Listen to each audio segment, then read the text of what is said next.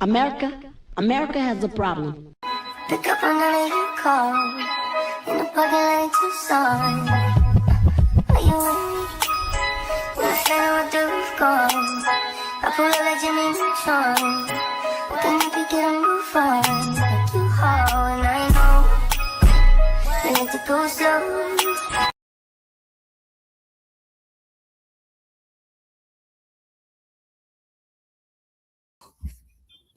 What's up, y'all?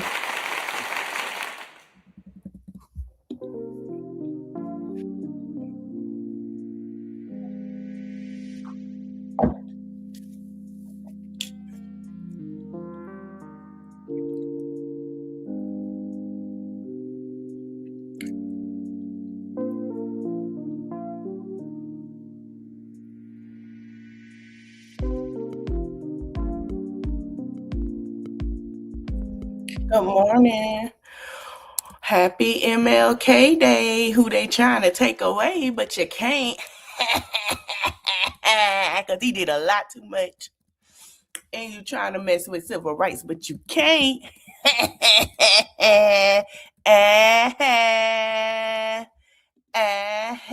All right, let's get to it. Let me stop being petty. Y'all, if y'all watch the playback, I'm listening to Upper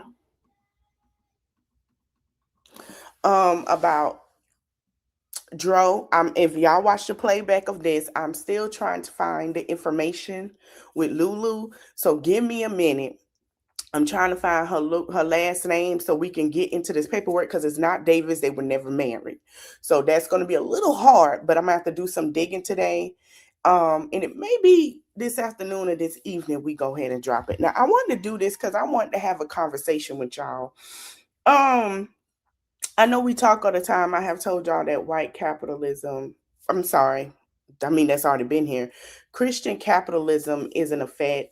And I have said that you guys have to be mindful. And this is the Black woman from another country that is looking like a fool, tap dancing forward. So she's mad at Don Lemon for going in protesting and saying that he didn't protest. Let's put that together. He was doing journalism. And she said that Don Lemon needs to be in jail, and I disagree. Now, to all I have some people in the comments that don't be, I'm finna be honest with y'all, that don't sit here and say this and that. We're going to talk about Minnesota. Minnesota, there's a pastor, and most of y'all be in my comments defending and trying to use God. My Christian white folks, come in, we got to talk. My Christians, come in, we got to talk. Everybody don't believe in the same Jesus you believe in. There are people that believe in Christian capitalism. They're playing on your faith, and I told y'all this when I read y'all Project 2025 and what the plan was. So I'm going to play what happened at the church in Minnesota. And we're going to give you a little background of what's going on in Minnesota. Let me play for y'all.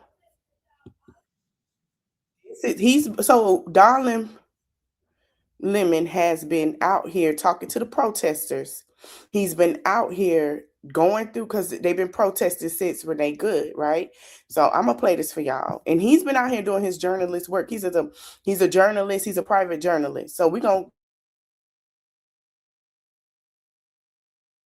give me one moment. I'll be right back, and then we're gonna get into civil rights and how all this play together. Because Jasmine Crockett said something which is very much true.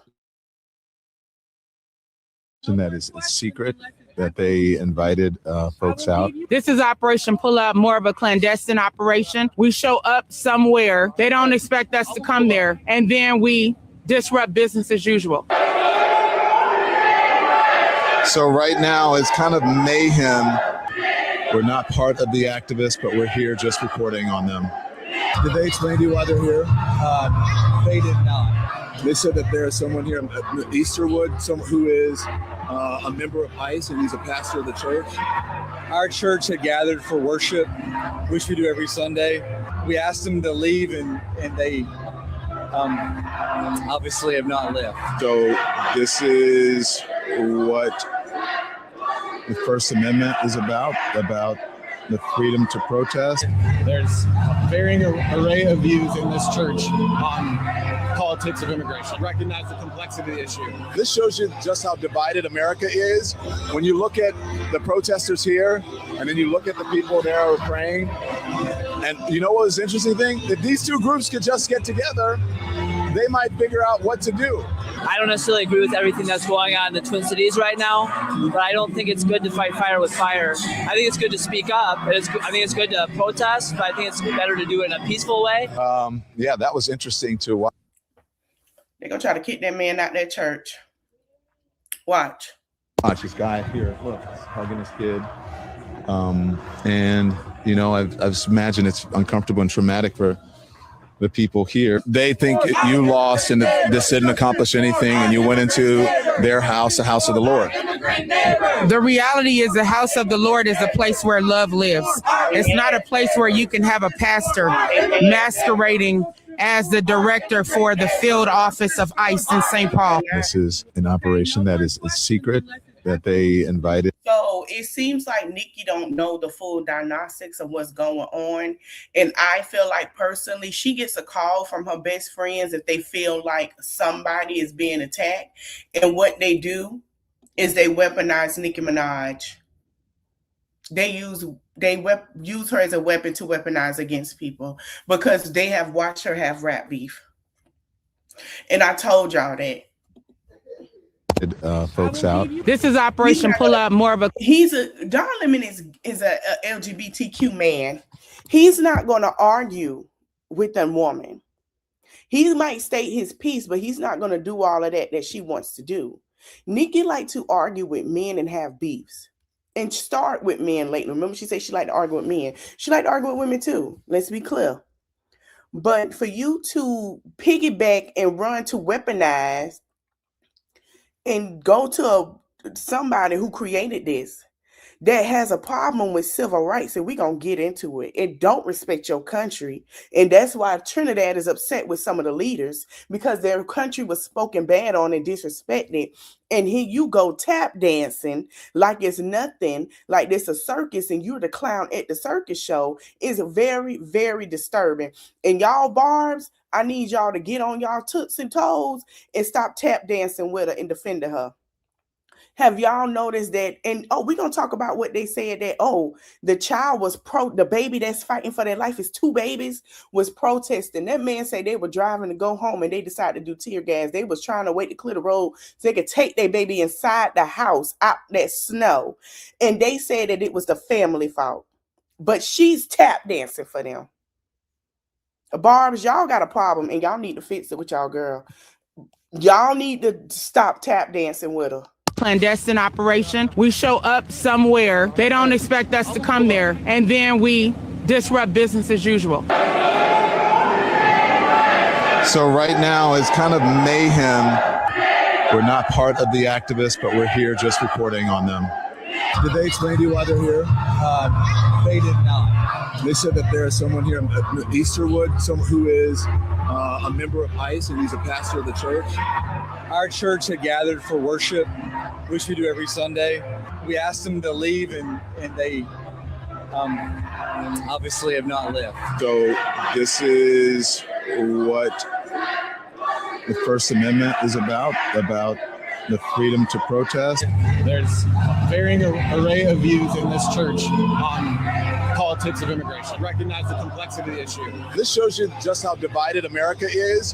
When you look at the protesters here, and then you look at the people there who are praying, and you know what was the interesting thing? If these two groups could just get together, they might figure out what to do. I don't necessarily agree with everything that's going on in the Twin Cities right now, but I don't think it's good to fight fire with fire. I think it's good to speak up. I think it's good to protest, but I think it's better to do it in a peaceful way. Yeah, that was interesting to watch. This guy here, look, he's hugging his kid. And, you know, I've imagined it's uncomfortable and traumatic for the people here. They think you lost and this didn't accomplish anything, and you went into their house, the house of the Lord. The reality is the house of the Lord is a place where love lives. It's not a place where you can have a pastor masquerading as the director for the field office of ICE in St. Paul. This is an operation that is secret, that they invited folks out. This is Operation Pull Up, more of a clandestine operation. So We show that's up somewhere. They don't expect. So people started coming in because they have noticed. And then we're gonna get to Bernice King before we get to the civil rights movement, because I am going to explain to y'all why it was, put in place, why it was so important. And I can't show too much graphic on here, but y'all can go look up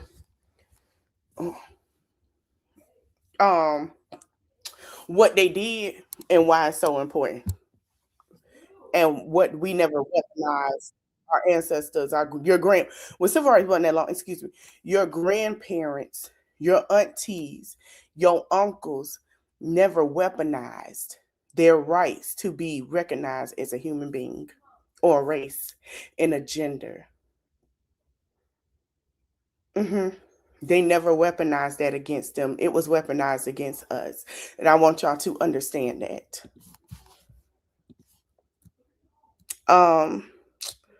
Let me see.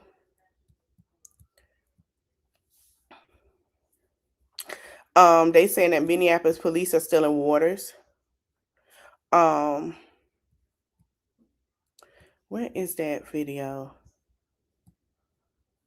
So around that time, I don't know if I shared it to my reel, if y'all see my reel, where they had a conference and it was Democrat women. So while y'all fighting hard for him, he was not there.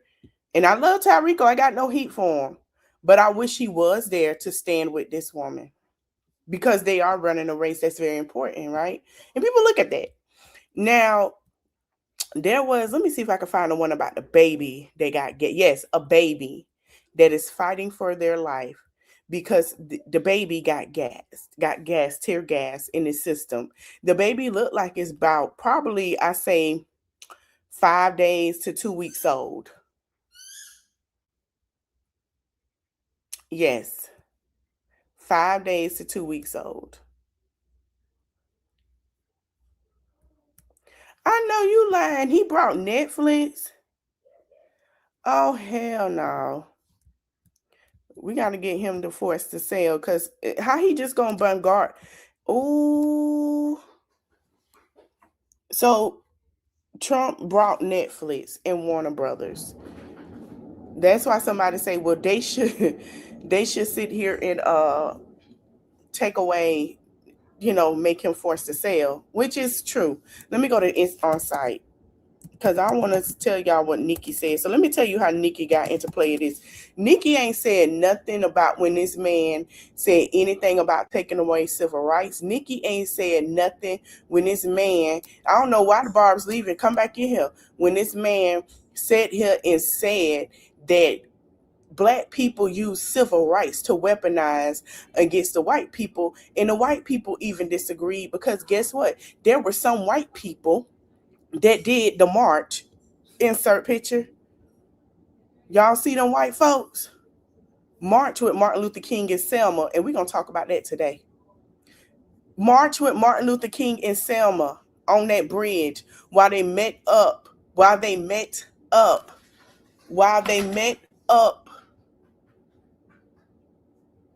with police officers on the other side of the bridge in Selma, Alabama. Don't play with me. So Nicki decides to say something. Let me share my screen, which is stupid. This was stupid.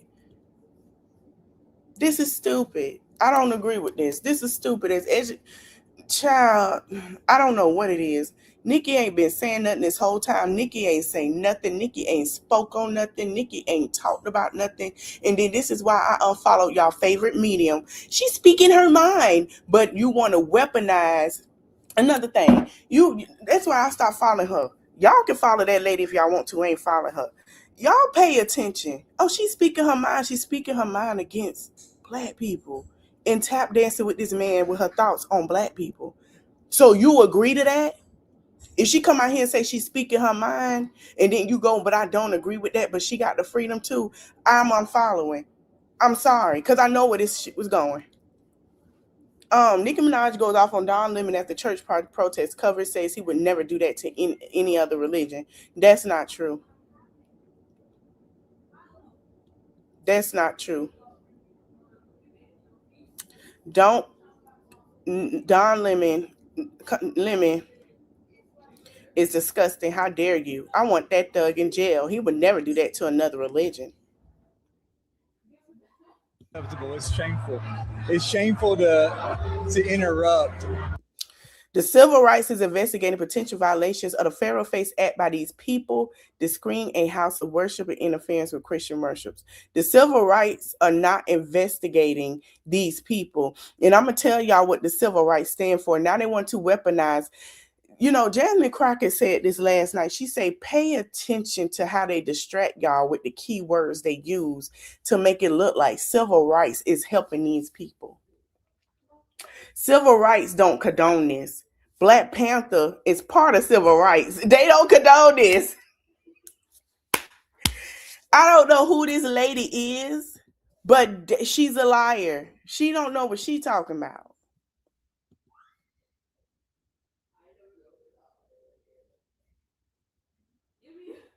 How are you desecrating a house of worship when you're standing with people and a baby got tear gassed?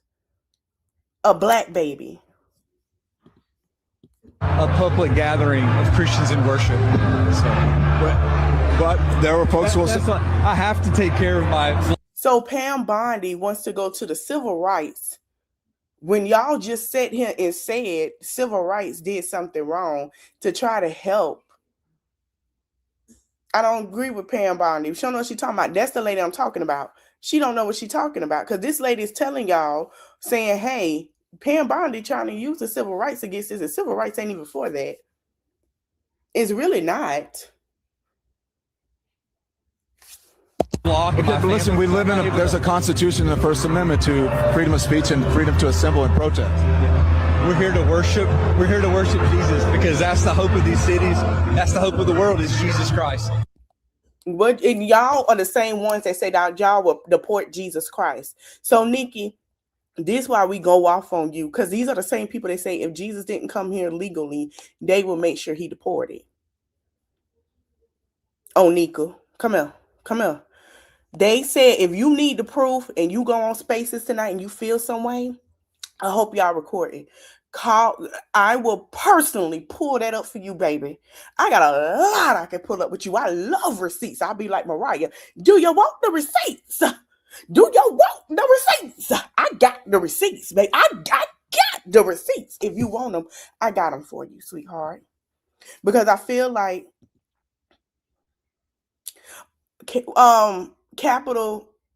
Christian nationalism, the same as Turning Point. They use politics and religion together. And what they do is they do this thing to where they try to make it seem like, oh, a woman should stand. All that stuff, you got to pay attention to their word. I'm going to show it to you. The stuff they do, girl, ridiculous. Exactly. They're going against it. Yeah, y'all got it. I'm going to show y'all.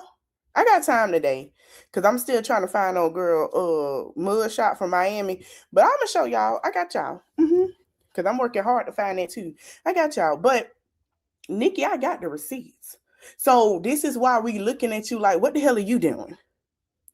Because it's like they use you as a shield. And I said this in my couple of lives. I said they using Nicki.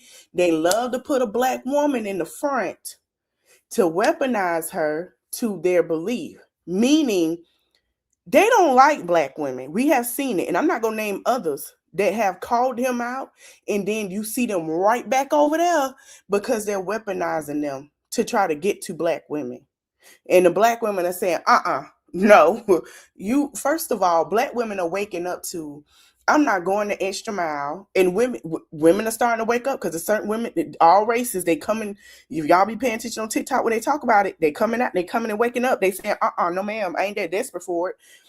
I'm not finna sit here and let you weaponize me and get another woman for you. I'm not finna sit here and act like a pick me or male center. This is why they're separating themselves, like I told y'all before. And another thing, honey, I'm not that hard up for it. I'm not finna go all out and do all this and that, because, child, please, why? They're starting to know, women are starting to wake up to their power of who they are. Y'all had nobody, let me tell y'all something. Nobody but Democratic women showed up to Minnesota to have a conversation with protesters and people that was arrested by ICE. It wasn't men, it was women.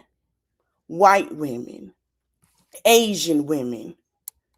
Never. The racist ones will never. They like for her to be the center of protection, because they love for Black women to be their protection. They do. Black women, white women, Hispanic, all of them went and sat together. And I'm going to show y'all after this one. Sat together and they talked to them people. That one that I put in my reel when the girl said they were American citizens being locked up. Yeah. All women, the same women y'all scared to vote for, the same women y'all don't want to go too far, the same women, all of them sat together and had a conversation to figure out to get to the next step. But y'all so gun-ho, men, because y'all so misogynist over there. Y'all better wake up. Ladies who are married to MAGA, you better wake up. Because let me tell you something. You ain't seen nothing yet. The way they gonna disrespect you, that is pick me behavior. And I'm sorry. Yeah, they tear gas a 6-month-old. They sure did. And then they said that it was, maybe the mama shouldn't be. And it was 2 babies. It was one that was 6-month-old, and then one that was a little younger than the 6-month-old that's fighting for his life. And then they have the nerve to say, the mom should have never protested with their baby.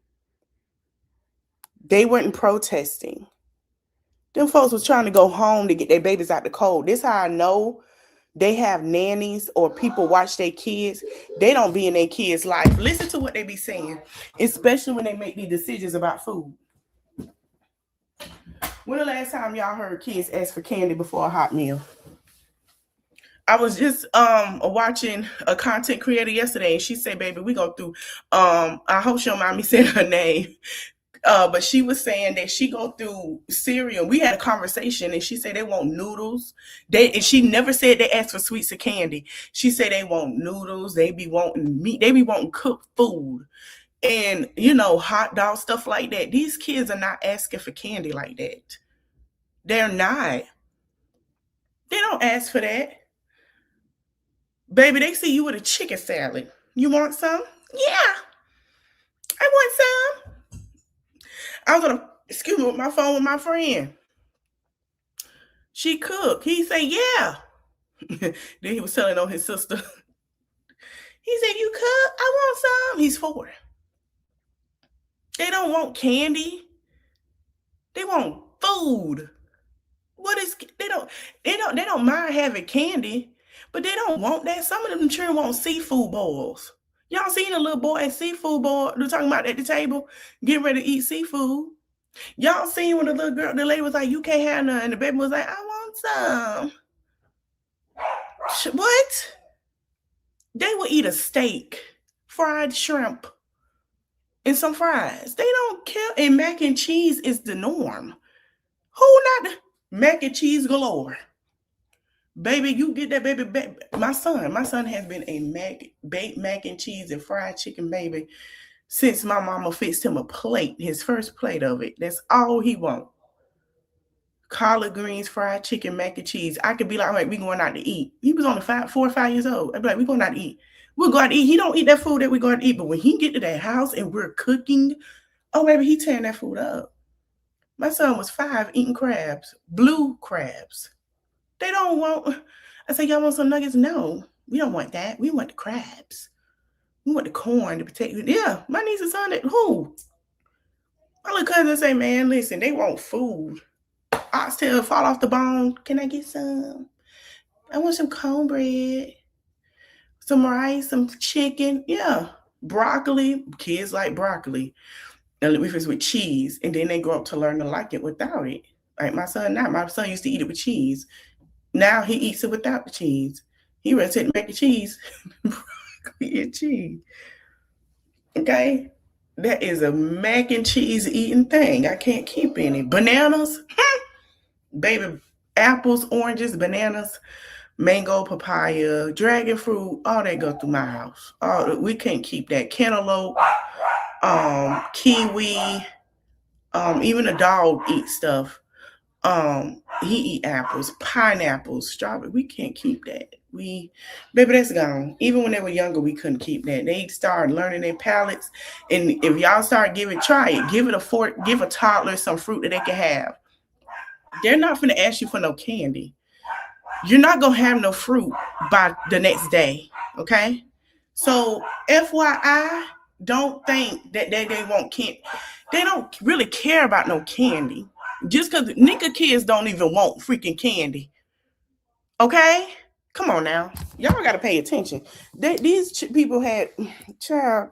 I want to be very respectful. Please don't push me, though. We're here. We're here to worship Jesus. Yes. That's why we're here. Yeah. Okay? That's why we're here. Okay.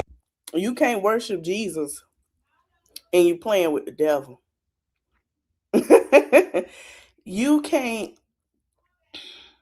I know you like, but I watch certain stuff, but you can't put it this way. Let me say it clearer. We all were born into sin, right? We all have some of it, as they say, but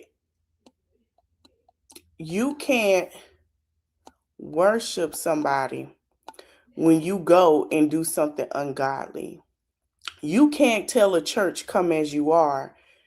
Hello, somebody, when you are standing agreeing to tear gassing people and unaliving people. That's not you going against the commandments. Thou shalt not kill. But you can't say that and then stand up in the pulpit. I have been, and you want me to tell you how I know he full of crap? I have been around pastors who have prayed for people that wanted to do something to them and hugged them. And them people was hurt and they just felt, I have.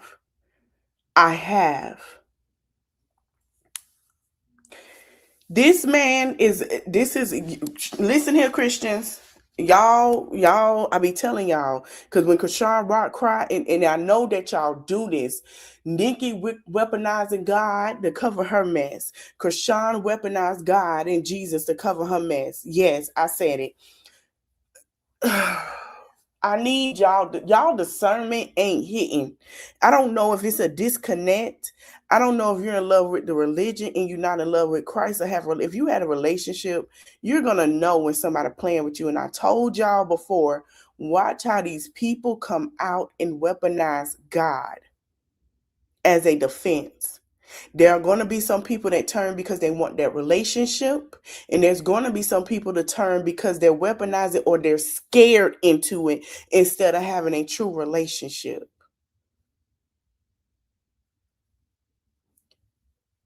God ain't playing with nobody. And y'all seeing karma unfold right in your face.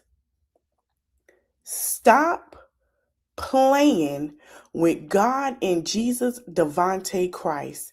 What is crazy to me is the things that they say to weaponize God, and they think that when they go that Jesus is the same color as them.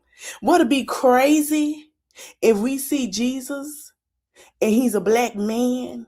Would it be crazy they told us God was a him and we go and learn? And what if God would, and I'm not doing this against God, but what if God just showed you he can be a woman or a man? You don't know.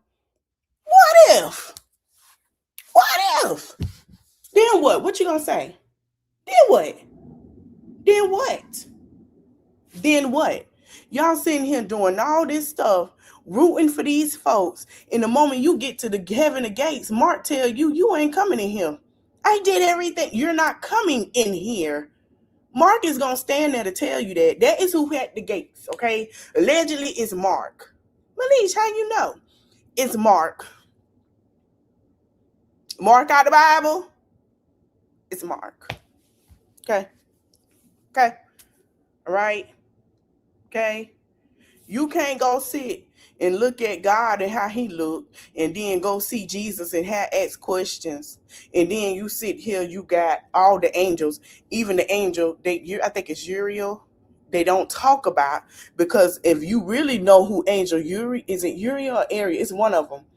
That y'all will be surprised, because nobody knows if that's a man or a woman because they don't talk about it. Y'all would be surprised. They don't talk about that. Sometimes most of them that I'm pointing at, the man that's talking, I bet you he don't even talk about women in the Bible. I bet you he talk about everything in submission to the man. Baby, even when I was in church, we had times where we learned about women in the Bible. And to hear, I don't know, whatever journey they were on, baby, did you not read about their journey? Ruth. Y'all, and I want y'all to pay attention how they barely talk about Queen Sheba and how they make her look like if she existed or not when Queen Sheba existed, but they won't tell y'all that Queen Sheba felt some type of way because that man made her give him an heir and give her an heir for her country. She left pregnant. Ethiopia and going in North Africa, in that other side of that country, they got a split. That split wasn't there if y'all look in the back of y'all Bibles.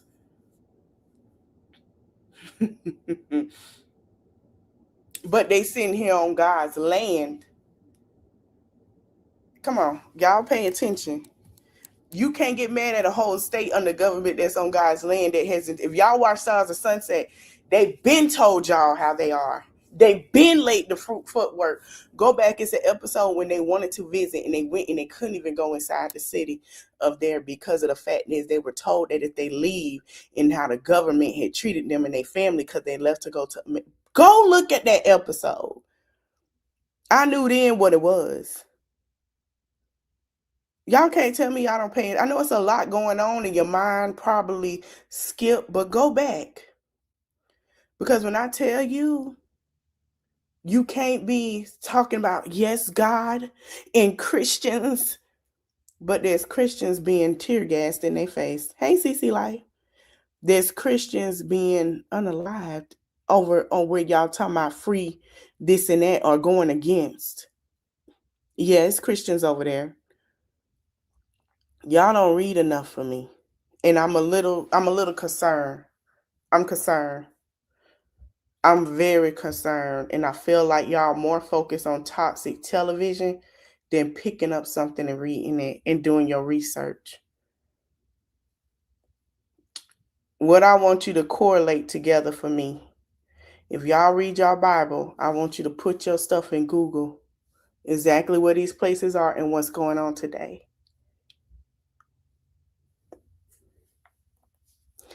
And if you read your Bible, you'll understand if these two come together, we're going to get towards the end of the world for a reason.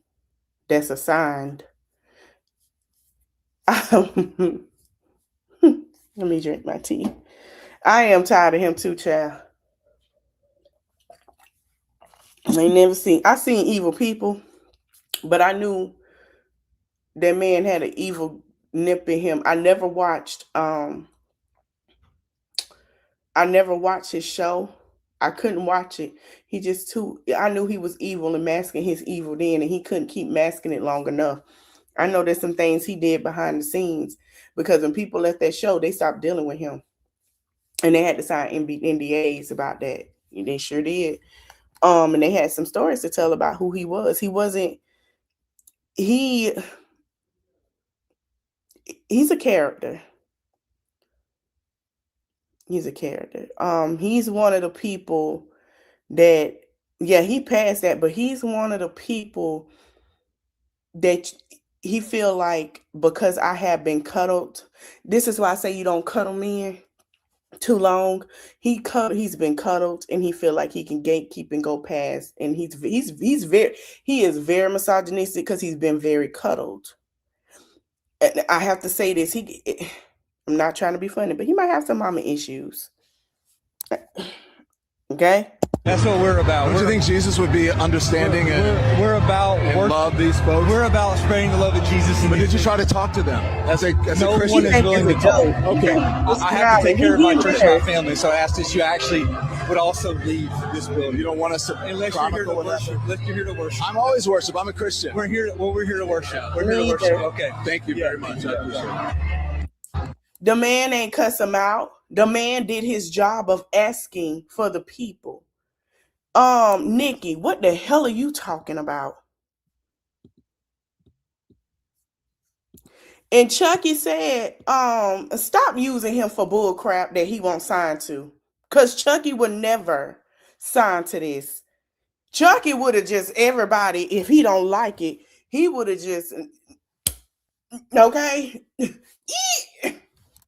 Chucky ain't signing up for that. Chucky won't weaponize that. Because if Chucky sees something and get pissed off and he feel like that's his job, I see you don't watch Child Play enough to understand it. Chucky going after everybody. Him and Tiffany. Okay? And the baby. And the kids. They going against everybody. You're doing their job and they don't like it. That's how they feel. Baby girl, let it go. They're not, no, baby. This ain't. No, ma'am.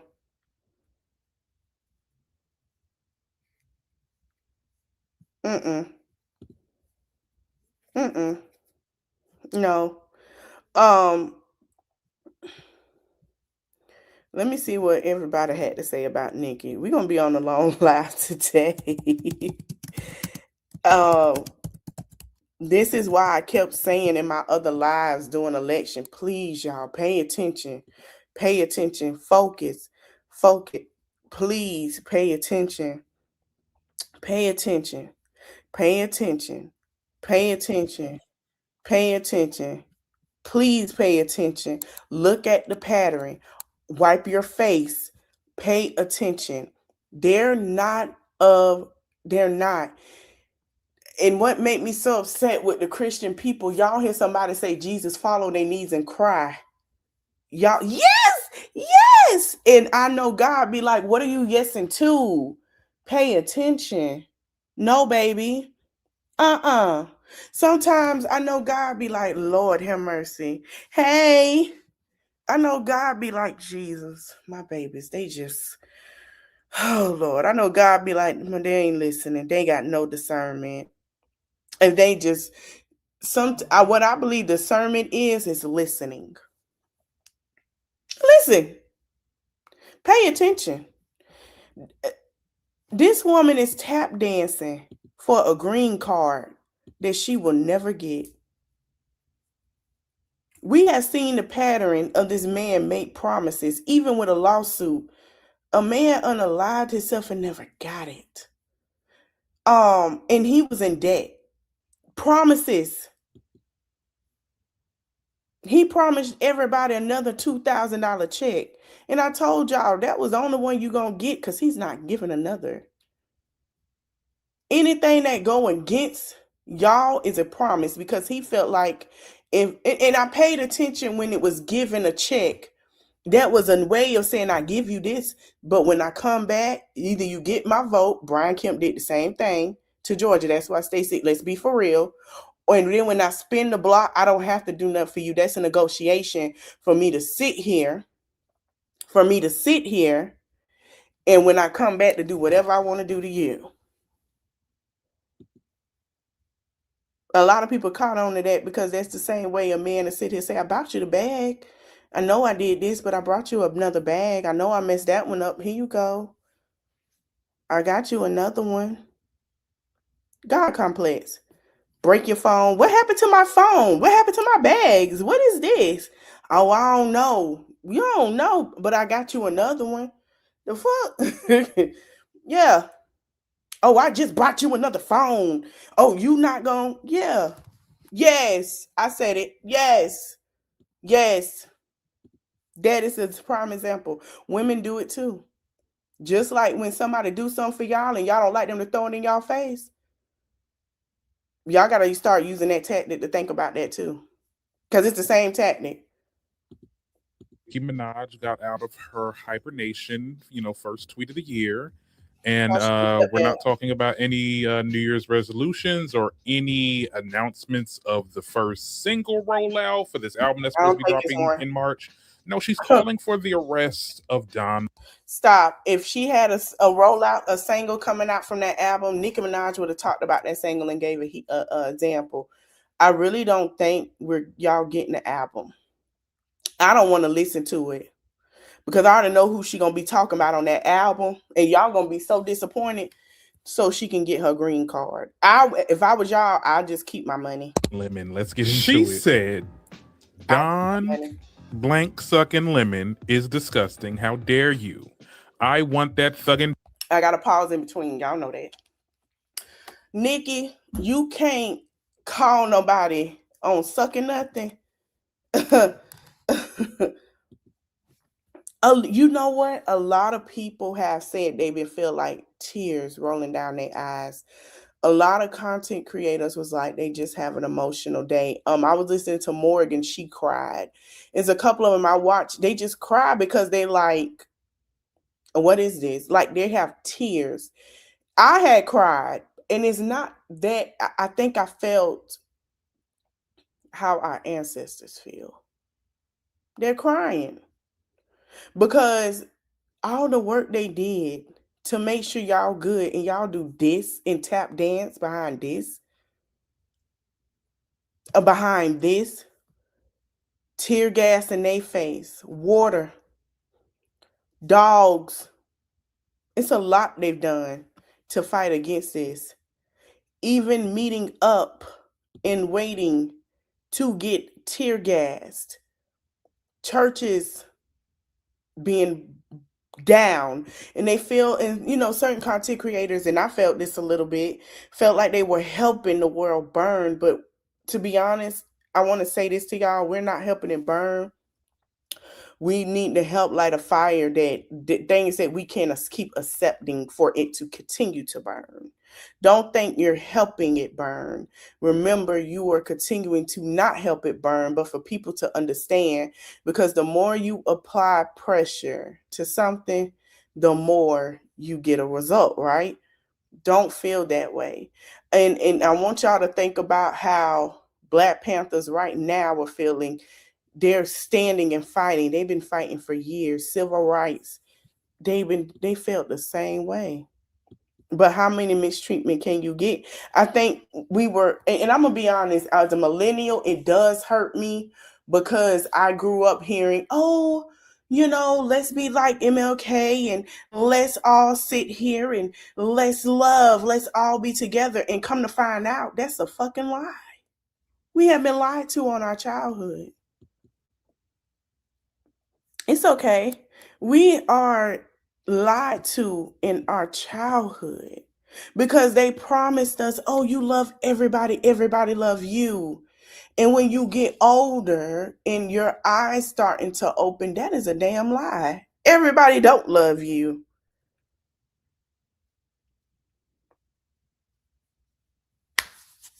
I understand.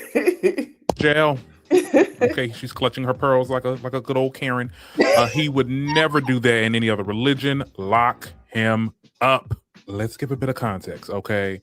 So I'm going to read this little excerpt from ABC News. It says that the U.S. Department of Justice said Sunday that there is an investigation of a group of protesters in Minnesota who disrupted services at a church where a local official with U.S. Immigration and Customs Enforcement apparently serves as a pastor. Allegedly, that's what's being alleged. Now, a live streamed video posted on Facebook page for Black Lives Matter in Minnesota.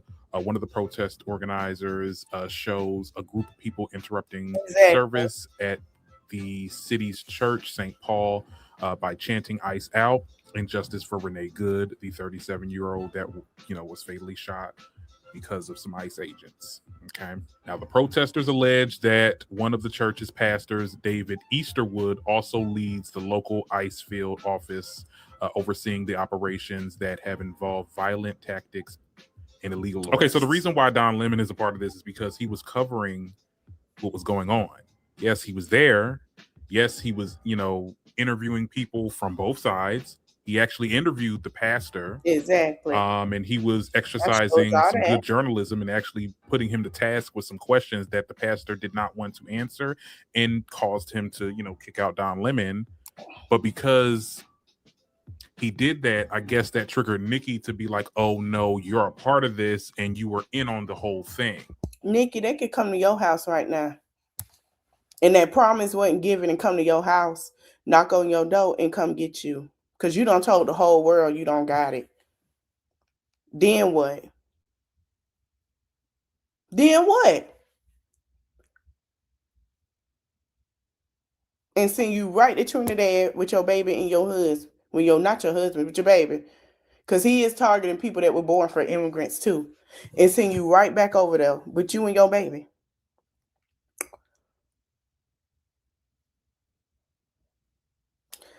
You weaponizing and go against people that, girl, that ain't even think about you.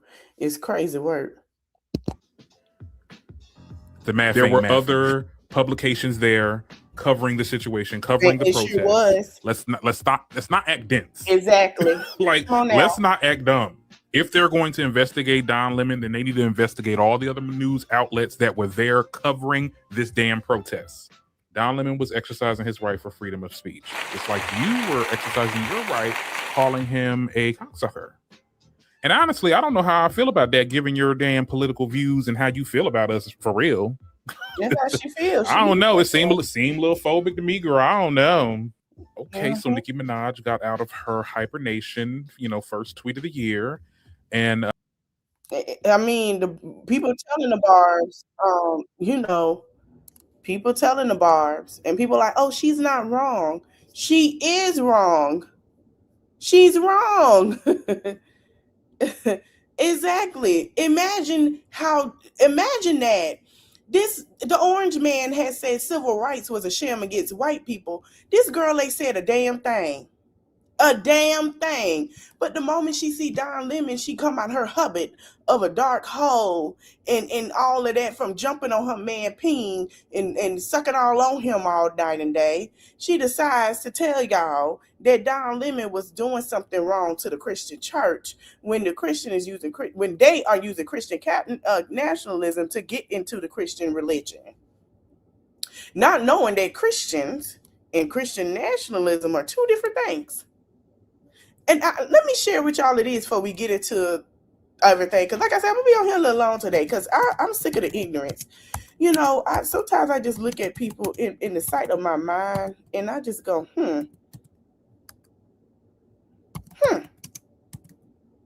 Did that really come out your mouth? Did you need, and did you need, some kind of scene today? You needed to make sure you got paid off your Twitter today, girl. That's what it's giving. And what are you doing? Sit down. Okay, go write. Go write. Go write some more hits. Candy, you gonna go make us some hits for the studios, get some beats for the hits. Like, what are we doing? Okay. Nationalism and Christianity intersect in the ideologies like Christian nationalism, which sets a nation, often the U.S., founded as Christian and should be governed by Christian principles, using faith with national identity and policy, while some Christians express patriotism and Christian values in politics. Christian nationalism specifically advocates for the government to actively enforce Christian rules. Let me read this again. Okay? Christian nationalism specifically advocates for the government to actively enforce Christian rules, often leading to conflict with religious freedom. Have we not been seeing that?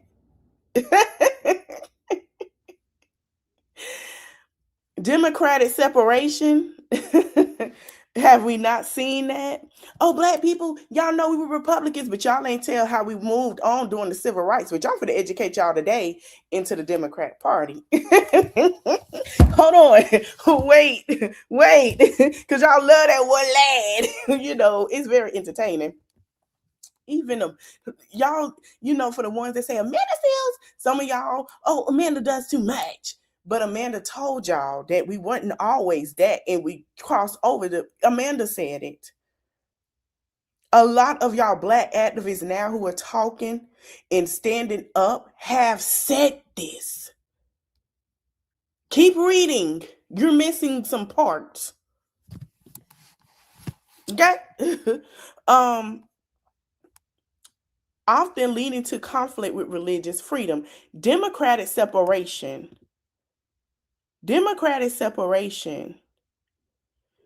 This is why people say we're going backwards, because they can use stuff against us.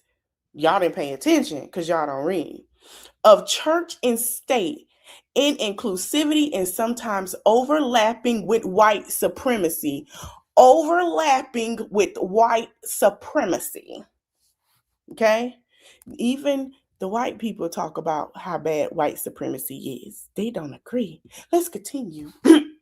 Many Christian groups condemn Christian nationalism. Many Christian groups condemn Christian nationalism as an distortion of faith and threat to democracy and religious freedom of all.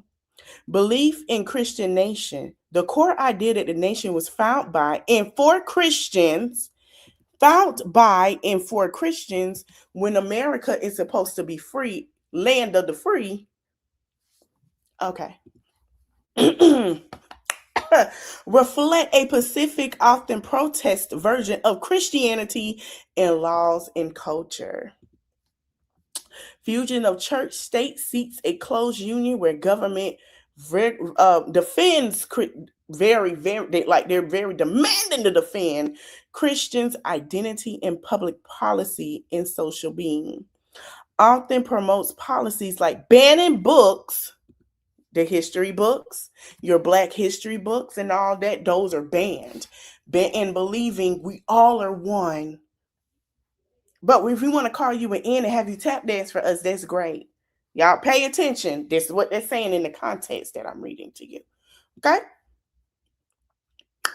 Restricting LGBTQ plus rights, and most of them are DL, allegedly, but we have seen it. Okay? Or altering schools curricular that exclude non-Christians, non-white people. Okay? So if you're going to talk about what they've done to Black people in history, they ban that because it don't fit the narrative. And religious minorities. I see some people leaving because they upset, but that's the truth. I mean, you want me to lie? There's a difference. We can go into what Christians do. Let me show you Christians. Let me show you Christianity.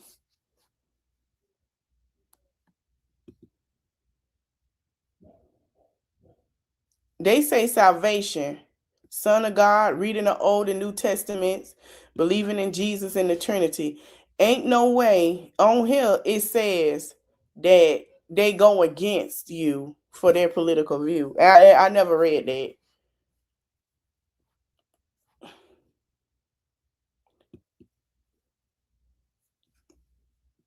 So let me show you the baby that was tear gas and what was said. It was two babies. The parents that had came out and said something about their child being tear gas. It was a 6-month-old newborn, and I think I heard it was another one. Thank you. You're welcome. Yeah, I wanna, cause I really want people to start waking up. Let me tell you something. Me and God, we are like this. Do I talk to him every day? Do I fall short? Absolutely. And God still loves and don't play about me, okay? He loved me so much. Anybody do something wrong to me, they get a tap on the butt and I don't have to say a thing. Now that I'm getting older, I'm learning how much he loves me. And it's proof he loves me. But what we not going to do is we not going to sit here and say these people are of God and doing God's job when that's not God's job. When she mispronounced Psalms, I knew she don't read her Bible. You read Psalms for a reason. When you sat here and tried to say that girl put something on, you was the one reading stuff to put on that hatred for that girl. I'm not finna play with you, girl. I'm not finna play with you. And the fact is, the problem I have with my Christian people, and I love y'all, I don't even call myself as a fit of the norm of religion anymore, because in the Bible there is no religion. It really not. If y'all gonna look at your Bible, what read it. I want y'all to look up. I don't care if you look up the scriptures. When you type in that scripture, typing in Christianity, typing in Muslim and watch how they all kind of correlate together. I had did a whole live about religion and how it's a separation instead of we're all in a spiritual bubble of God. You feel what I'm saying? God don't got no religion. What religion? What is that? Y'all sat here and did something to monks that was messed up. Let me tell y'all something. There is no such thing as religion. I keep telling y'all that. I said this before. However God used you and your principles is what it is. Your heart is what get weighed in the end, and how good of your heart was.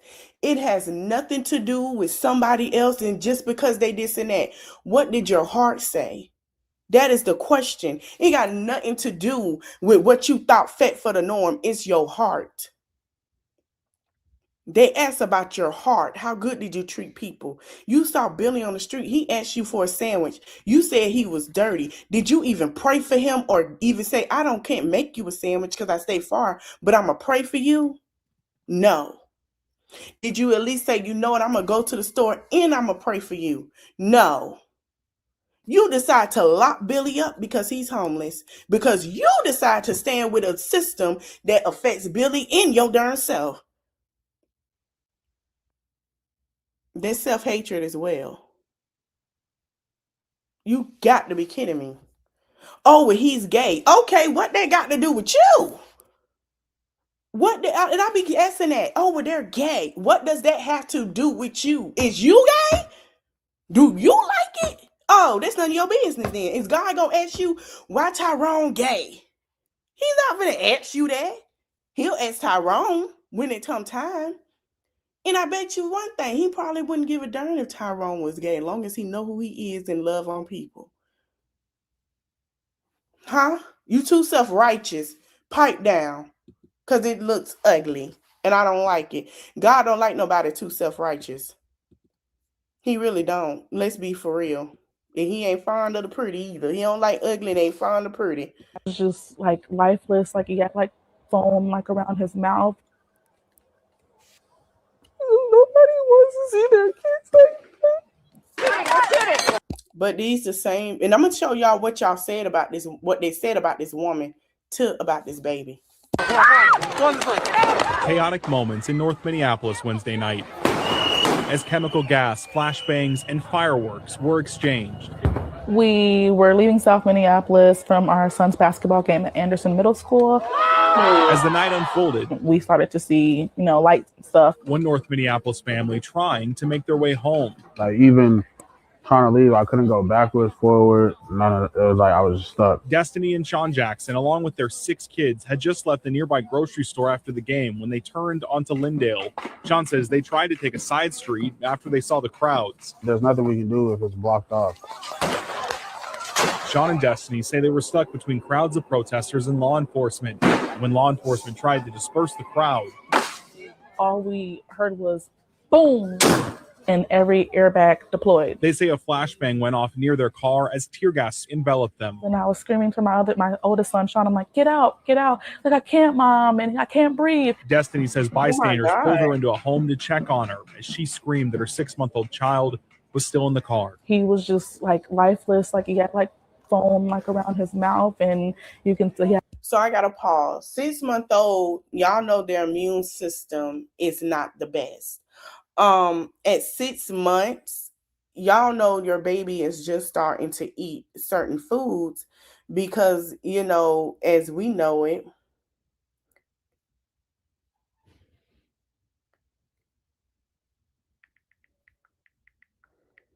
hold on, y'all.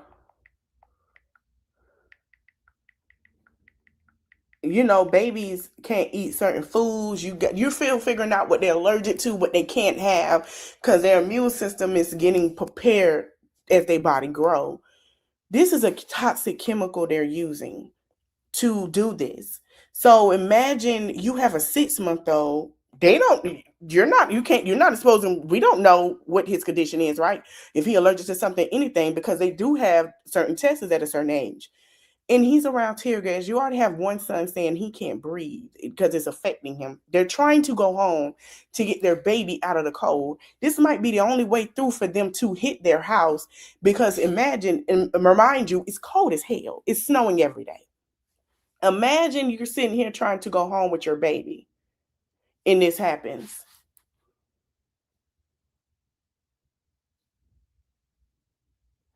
This is a mother who is concerned for her child, who has to go to the hospital every day to see her child, that is sitting here trying to get healed from the situation. Oh, and I'm gonna play to you what they said about this, because it was very disrespectful. Tears coming out his eyes. I was getting them mouth to mouth, and I remember stopping and I said, I will give you all my breath till you get yours back, because nobody wants to see their kids like that. The family was taken to the hospital, all now okay. Like, my kids' stuff is still in the car. My son's school stuff. A family on their way home, caught in chaos. And the family says physically they are okay, but the mental side of things has been challenging for them. And financially, they say it will be tough to replace their vehicle. We have ways to help them right now over on care11.com. It's just like life. So there was a response. I forgot who said, Christy Nome, I think, said something. And what she said, I want y'all to brace yourself. I want y'all to brace yourself. They were coming home from a game, the game at the school.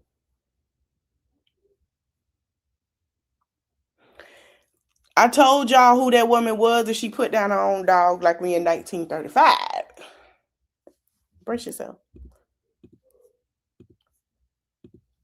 White House has asked him to, with the federal order on Friday to not use chemical agents. That federal order was a little ridiculous, because that federal judge came down and told us we couldn't do what we already aren't doing. We just saw video of chemical agents being used. We only use those chemical agents when there's violence happening and perpetuating, and you need to be able to establish law and order to keep people safe. That's the only situation. So that judge has asked him to. I know the White House has asked him to.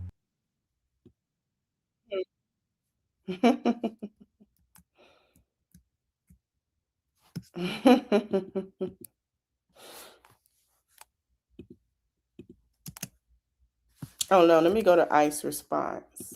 That's what I want y'all to see. It was said that they should never protest. And we're going to show you their response, and I'm going to pause it. I'm going to read it to you. The family, it says Adam, he said DHS deleted this one because the family was driving home and got blocked. ICE deployed flashbangs and tear gas inside the car.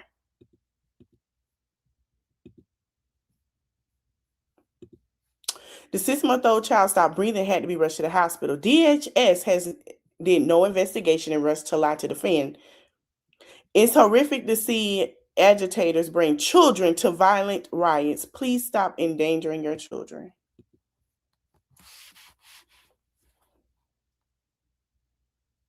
So this is what Nicki and all of them are telling y'all. This is of God. That's of God. That's God's work. That is God's work. That's God's word. That's what she's saying. That's God's word. She defended that. She ain't come out say nothing about the 6-month-old. The wife could have been a fan of hers at one point. She ain't say a damn thing. Excuse me. Let me sip. But she said something about this, about Don. But she ain't mentioned, and a mother herself, that what they did to a child is wrong at all. She didn't tweet that. She didn't come out here and tweet that. And the people are protesting at the church because they're trying to get them to leave Minneapolis. And he is part of the reason. They're saying, hey, he probably part of the reason he here. So she got mad for him doing his job. But she ain't get mad at them for saying that what they did wrong with a 6-month-old baby. Y'all don't find that suspicious? Y'all don't find that suspicious?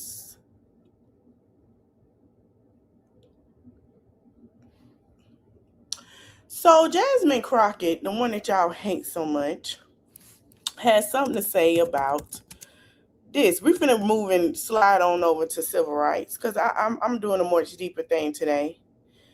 Jasmine, oh, here this woman goes. She should be ashamed. You know, we know what she pandering with.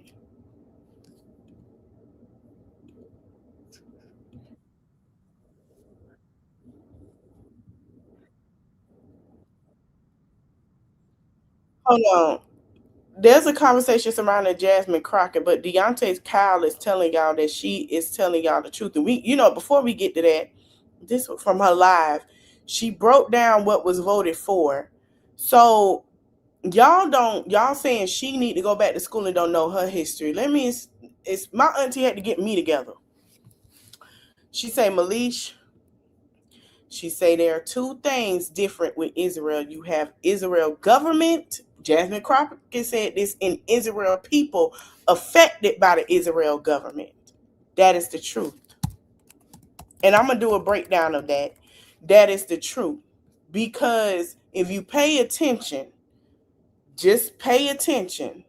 I'm going to try to keep it acceptive as I can for what I want to say so I can get y'all to understand really what's going on. Deontay Kyle is not lying, because if y'all go do your research, okay? Go do your research. And I did a video on how Jasmine Crockett policies help Texas with their medical, because y'all have to understand, mostly people in Texas, medical is not great. And the people that are going against her don't even live in Texas. Texas will tell you our medical insurance is a little, and we're working and not getting paid, and it's a problem. Another thing, I will do the breakdown of that, because y'all really think these people agreeing with their government. Y'all thinking it's like a president thing. I don't know what they didn't tell y'all, but it's not like that. It's different.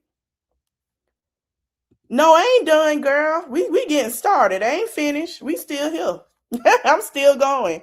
But I'm gonna do a live on that one. I'm gonna do the breakdown. I'm gonna figure out how I can do it, because I don't want.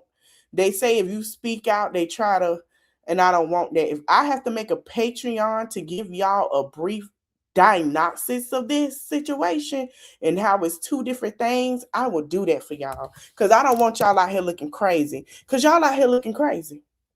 But Jasmine Crockett did go to Minnesota with a lot of different women. And she's not pro-Israel at all. And I'm gonna do a breakdown on that. Jasmine, yeah, you did miss a little, girl. I did my thing on that. You can, once this over, you can run back, because she done pissed me off. She really pissed me off. I don't know if she can come back. It's some things you can come back from. I don't think Nicki could come back from this. Only because a 6-month-old was involved in a mess that had nothing to do with him or the family. And I don't think she can come back. All right. But she and other women went to Minnesota to ask questions, right? To get things from people. Let me play it. they are eating the cats and dogs. We knew exactly what we were getting, and some people are saying, I don't know how we got here, but I do. Because we know that dehumanizing, I believe that you said something to the effect of cruelty and humiliation are the point. That's what you said, Miss Patty. Because when we look at other places, say places that did things like, go door to door looking for people as they had to hide out, say in an attic. Does that sound familiar to anybody? Jasmine know history, because if you knew about Jewish people and what they had to go through under Mr. Short Man Syndrome, because he had short man syndrome, and Franklin, I know they taking books out to school, but that don't mean that y'all ain't got Google for free. And Anne Franklin told y'all this exactly. Don't that sound familiar? Black people, there was a black man that was in that camp. When I went and I seen that they had gave him a number, he was from the military. Or the images that I have seen of people being attacked by law enforcement, whether we're talking about dogs or fire hoses, it seems very reminiscent of something that we have seen before in this country. And then people get offended and try to say I'm too black, but the reality is that y'all never let the fact that I am black go. So I'm going to be clear about one thing. I know my good black history. And so when I look and I say, and I will say it loud and proud because the DH secretary had a few choice words for me, but this looks like modern day slave patrols. Didn't I tell y'all that when they were targeting Hispanics? Didn't I say that? I say, man, this looked like some slave. I say, the only chance is they get to go back home. We couldn't. We had to go back to the field. But y'all get to go back home. But it's still a thing to go find y'all. I said this. And they have been sanctioned by this Supreme Court. Whoever thought we would live in a country that progress looks like having a Supreme Court that says, yes, it is okay to look at somebody or to listen to their accent and give permission to grab them. The last time that I checked, ICE is only supposed to be doing immigration enforcement. And right now we have a record number of U.S. citizens that have not only been arrested, but as we saw with Renee, that have been killed, that have been maimed, that have been bullied, that have been brutalized, that have been unlawfully arrested. Y'all, we are living with an abuser right now. That is who Trump and his administration is. And frankly, she's not lying. A lot of people feel like we're being tortured. A lot of people feel like, I heard a content creator say that it's like Diddy sucking the light out of your eyes. That's basically what it feels like. He's sucking the light out of your eyes. So many people are like, what the fuck? They're not traumatized, but it's like, like people that know abusers are saying this is abuse. It's abuse. This is abuse. I think we all have a little bit of PTSD, but if you know anything about a domestic abuser, the one thing about them that you need to know is that they are some of the biggest cowards that you will ever find. Preach. What they can't stand is when you actually fight back. And so thank you so much for everybody in Minnesota. But it is time for our entire country to stand together. Things like they are eating the cats and dogs. We knew exactly what we were getting. And some people are saying, I don't know how we got here. But speaking of that, I'm going to play what he said about civil rights. And then we're going to jump into some things with civil rights. Let's see. She's not lying. And I'm going to show you what they did and why civil rights is what it is today.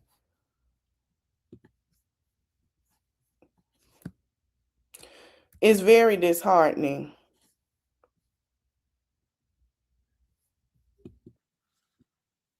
Because I want to know, how did y'all get me too?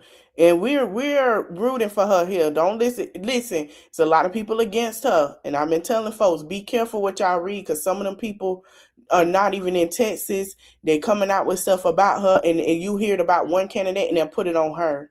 Or they'll try to put it, and I like Tyrico too, but they try to put it on Tyrico. But I just feel like Tyrico, he not boot on the ground like she is to me. But they're both.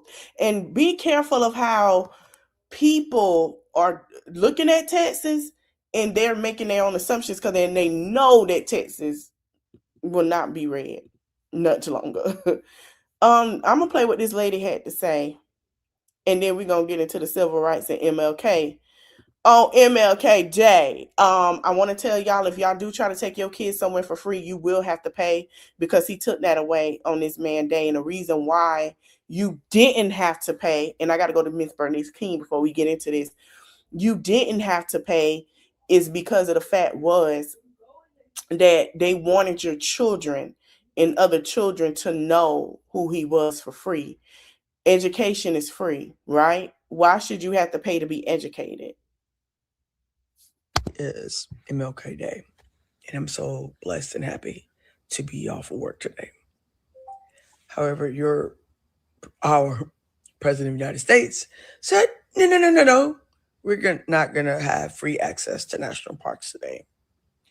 But in an interview in the New York Times, I'm going to read this. Okay, I'm going to read this to you guys. You ready? Trump says civil rights led to white people being very badly treated. Okay. I have the New York Times article on my TV, so I just want to read this to you guys. So bear with me. Here we go. White people were badly treated, where they did extremely well, and they were not invited to go into university to college. People that deserve to go to college or deserve to get a job were unable to get a job. So it was a reverse discrimination. That's what that man got up and told them people at the New York Times. Today is MLK Day, and I'm so blessed and happy to be. He's also trying to not make it a holiday. Let me go to Miss Bernice King. Let me see if she posted on her IG. If not, I can go to her. Now remind y'all, if y'all remember, her brother went and he came out after he had a conversation with Trump. He was pissed. I don't know. He never said what happened in that conversation, but they got into a little argument about this. Yes, y'all. They got a little argument because he was like, I'm not playing about my daddy. And I don't blame him. Little Martin was like, he was, baby, from what I understand, everybody that was with him was fuming. I don't know what happened. They never discussed, but I guess this is what he didn't discuss about. It says, girl, not Miss Rachel. Miss Rachel on the right side of history. Okay, girl. All right. I'm gonna have to move you over because I gotta read. Okay. All right, Miss Rachel. All right, girl. So it says, because I believe that the Father is deeply concerned, especially for his suffering, helpless, and outcast children, I come tonight to speak for them. This I believe to be privilege and a burden of all of us who deem ourselves bound by alliances and loyalties, which are broader and deeper than nationalism, which go beyond our nation's self-defined goals and positions. We are called to speak for the weak, for the voiceless, for victims of our nation, and for those it calls enemies, for no document from human hands can make these humans say any less our brothers. Dr. Martin Luther King Jr. from Beyond Vietnam, A Time to Break Silence. This was when Vietnam happened and the things that were going on around that time. Oh, it's a lot with the Asian history too. But Asians always find themselves in the middle a lot.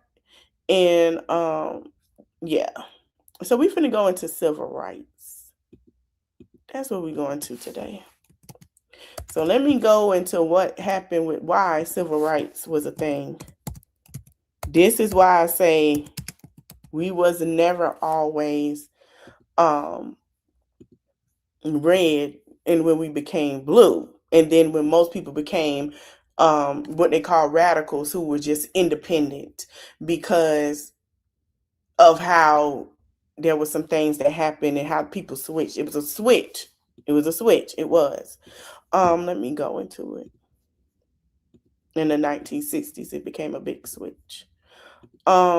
Civil rights and equality are fundamental concepts ensuing all individuals receive equal treatment, protection, and opportunities under the law, regardless of race, gender, religion, disability, or other personal characteristics.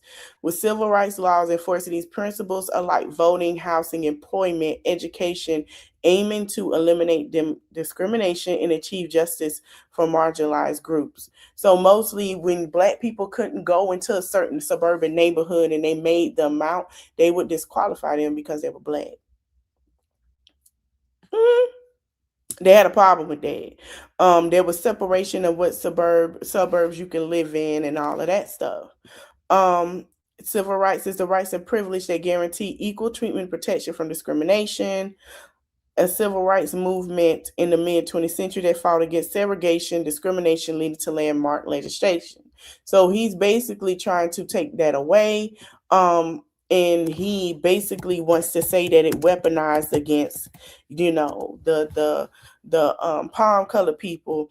And what he don't know is some of the, as I said before at the Selma March, who y'all see? How many of them did you see that marched? So what are you talking about?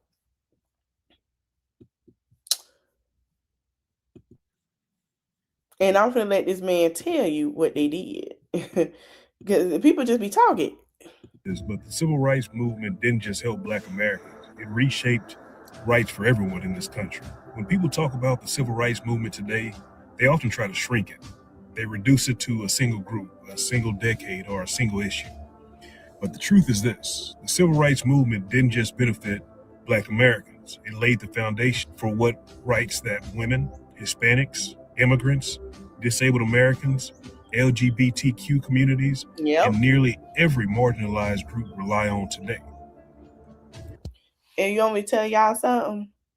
In the 50s and 60s, they had gay people. And that part of the story gets conveniently forgotten. But go ahead. Before the civil rights movement, America openly operated on exclusion. Segregation wasn't just social, it was legal. Jobs, housing, education, voting, banking, and even basic dignity were protected for some and denied for others. Black Americans were the first to directly confront that system at scale, not because they wanted attention, not because they wanted special treatment, but because survival demanded it. And when Black activists stood on those front lines, they didn't just crack the door open for themselves, they broke the entire frame. Take the NAACP, founded in 1909.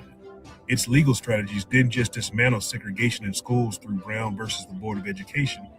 They established constitutional arguments that later protected gender discrimination cases, disability rights cases, and immigration rights cases.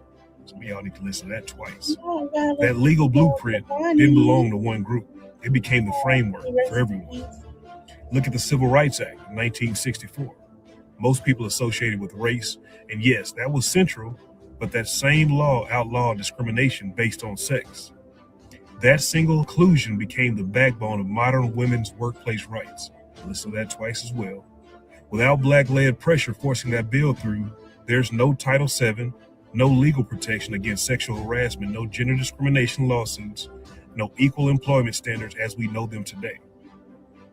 Women didn't benefit by accident. They benefited because Black activists refused to compromise. The same is true for Hispanic civil rights. Leaders like Cesar Chavez and Dolores Huerta openly modeled their movements after Black civil rights strategies, boycotts, marches, nonviolent resistance, and mass organization. Chavez himself said it clearly: the Black freedom struggle showed us what was possible. The farm worker movement didn't rise in isolation.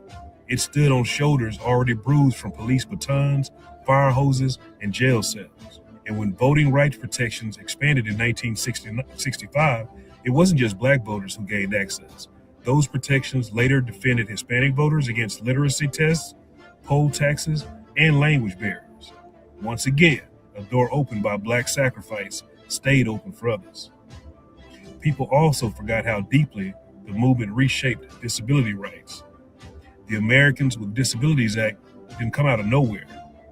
Its architects studied the civil rights movements, legal victories, public pressure tactics, and moral framing.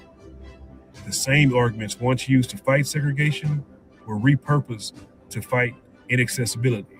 Equal access wasn't invented later, it was inherited. Even LGBTQ rights owe a debt here. When courts began recognizing discrimination as unconstitutional, they leaned on precedents created during the civil rights era. The logic was simple but powerful.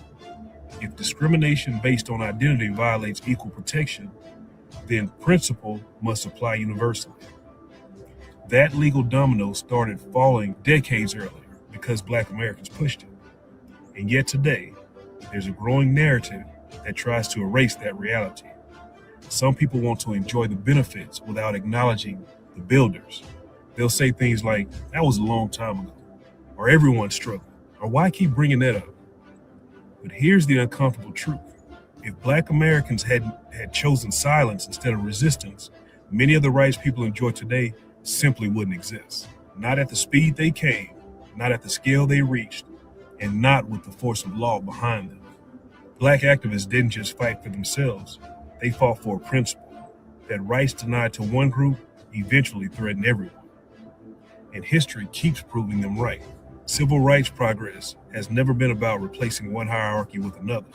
It's always been about tearing hierarchies down altogether. So when people dismiss the movement or try to rewrite it as just Black history, they miss the entire point. This wasn't a favor, it was a foundation. And whether people acknowledge it or not, every marginalized group standing on equal ground today is standing on terrain first claimed by Black resistance. That's not opinion, that's American history. Some people forget this, but the civil rights movement didn't just help Black Americans. All right, hold on, let me go back. So actually it helped everybody. Let me show you this. I hope it don't tell me I gotta they're gonna have to edit this out. They might have to. Let's talk about it. What Martin Luther King Jr. was pushing for back in the day in terms of civil rights, tearing down Jim Crow, that shit really wasn't that advanced. It wasn't that advanced thinking to say, hey, these natural born citizens who've been in this country for years should have the same civil rights, the same voting rights, should not have legalized racism against them. They should be treated just like how you're treated. That's not really the most advanced thing to think. I'll bring this up to you because to me, it says a lot about how fucked up humans are, how immoral humans are, that even up until 1960 in certain countries, that's a thing. And I'm going to tell you something. When you go to other countries outside of here, it's even way worse than that. There's multiple genocides taking place in other countries. When I think of Martin Luther King Jr., he is not the first person to wage a war against racism. There have been wars against racism dating back to 33,000, 4,000 BC. Even when you read the Bible, I remember that quote in the Bible talking about you cannot judge the Ethiopian by his skin as you can't judge a jaguar by his spots, etc. Yep. It says a lot to me how evil and immoral humans are naturally. I even did it even back then with Cush in Egypt. That's why I'm kind of looking at Egypt a little side-eye Egypt, because y'all history is phenomenal. When she fought, the Cush queen fought from takeover from who? And making them into what? She fought a very long fight against the Romans. It has been that way. It's been that way. Even in Ethiopia, it's been that way, where Sheba was fighting and her heirs became kings and queens, and then a genocide happened. And I'm gonna do a review on that tomorrow. I think it was in the 60s and 70s, and that started in Ethiopia.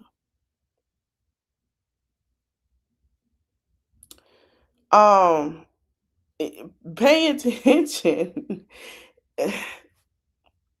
They have been fighting for this. When I say fighting, Vietnam, fighting, and what they did, fighting. When I say fighting. that we still find ways to bring this up as an issue. Racism, classism, etc., etc. Even when I take racism, classism out, I'm gonna say something's gonna sound really extreme. It says a lot to me as human beings that we still have to have laws. Exactly. We still have to have laws. And what I mean by that is it should be innately natural in you to not want to somebody. It should be natural for you to not think, hey, I'm going to go shoot this woman out of nowhere. But you have to have laws to stop that. You have to have laws against rape. You have to have laws against murder. It's wild that there's no eternal moral compass that stops that. Because the only reason you have these laws is because it was so much of a problem that something had to be done. Much respect to Martin Luther King. Rest in peace to him. I got a day off because of him, but like, period. It was sad. Period. Let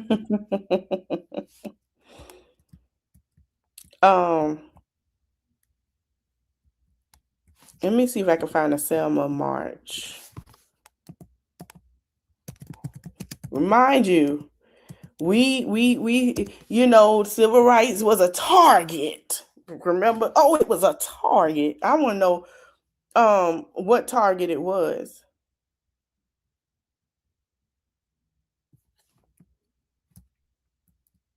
And then I see Atlanta, we voting for him. You know what I'm saying? We voting for him because he got a check. Atlanta, y'all are the hub of civil rights movement. Y'all don't know how many people can't. Ebenezer Church is historic. Please sit down. They'll be looking at y'all crazy. I'm gonna see if we can get a video of it. Okay, I'm gonna put the music on pause. It's a little short video. Y'all crazy. Y'all are crazy. Yeah. Sit down. The hell?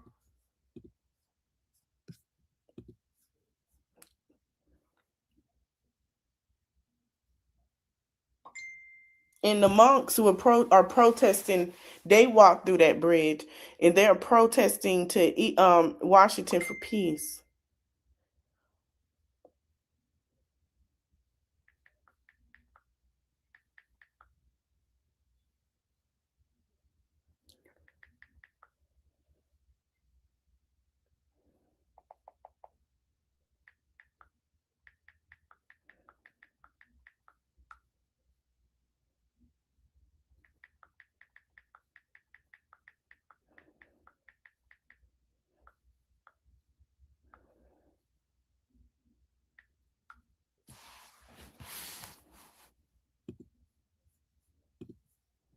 All right. I was trying to get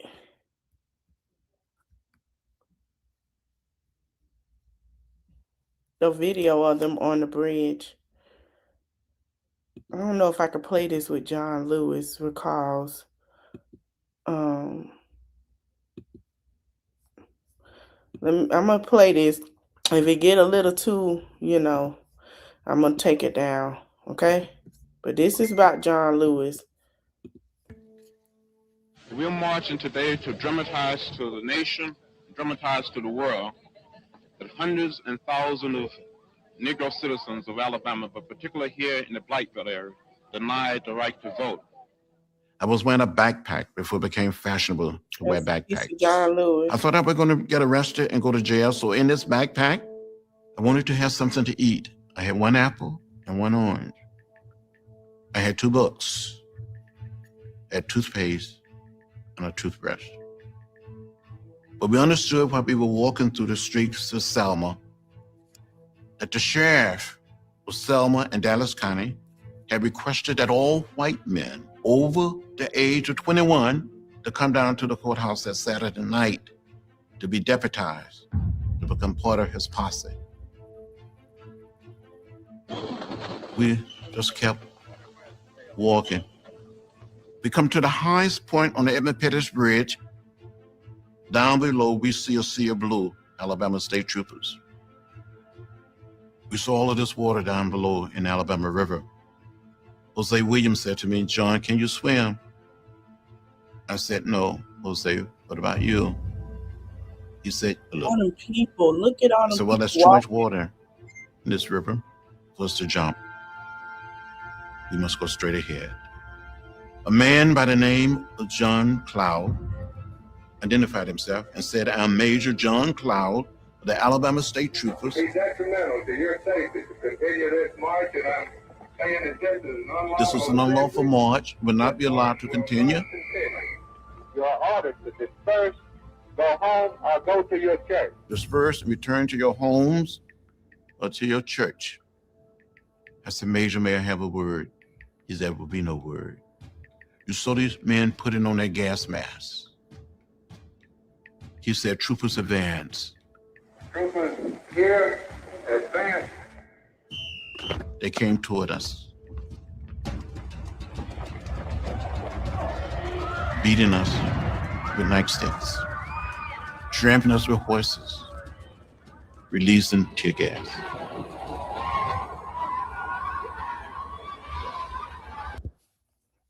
That don't sound familiar.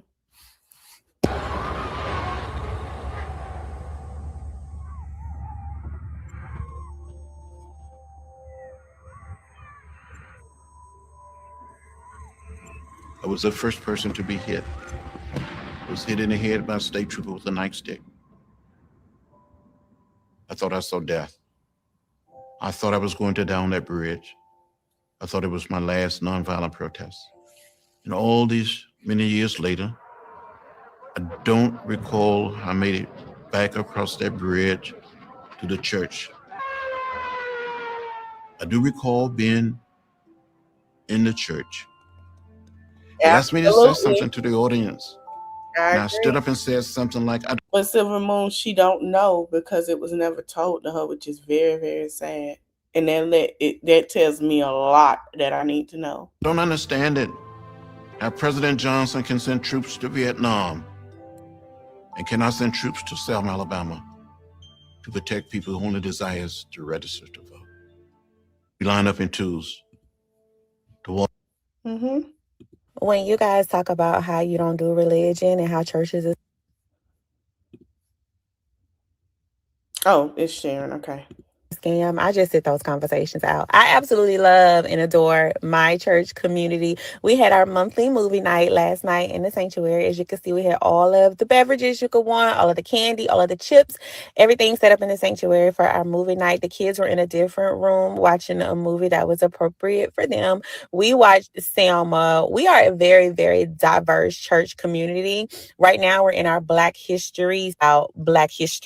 We watched Selma. If you don't know what that is, it's about the marches that took place in Selma, Alabama, where they marched from Selma to Montgomery, Alabama, to the Capitol. It's like 54 miles that they marched. It took 3 times before they were successful for the right for African Americans to vote. It was very eye-opening. Even though I'm from Alabama and I knew all about this, still I learned so very much that I did not know. It was a great experience. After the movie, we get together in little groups and we've talked about it, and you got to hear different people's perspective and how different people feel about racism and the fight and everything. And yeah, it was a great time. So until next month, find you a good church to go to. I promise you they not all bad. Love you. Bye. Let me. 6,000. I ain't gonna play the song because I don't want to get copyright. Look at all them people, y'all. Look at all them people. Even though y'all gotta understand, people were free. They didn't want them to vote. They still had issues with voting, even though they could. Gerrymandering that's why people was like, when they heard to say gerrymandering, it took them back to this. 5 Selma March. The fight for voting rights violence on the bridge. They set out to walk from Selma to Montgomery, demanding the right to vote. But when they reached the bridge, what waited for them wasn't freedom, it was brutality, broadcast to the nation. On March 7th, 1965, now known as Bloody Sunday, hundreds of peaceful marchers were met with tear gas, nightsticks, and mounted police on the Edmund Pettus Bridge. The violence shocked America and helped push through the Voting Rights Act. It proved that change sometimes comes only when the whole world is watching. History repeats when we forget follow for more buried truths they don't teach in school. And they're not teaching this in school anymore, y'all. They're not. Remember, I just read to y'all they're pushing it out of school. People are still watching this every year in March, every year. And this happened last March. They were walking the bridge. And I believe this year, yeah.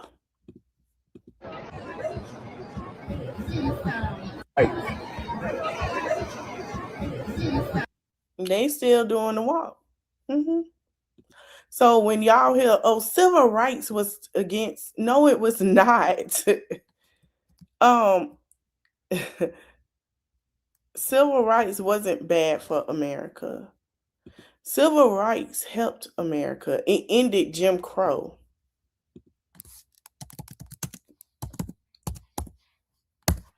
It ended it.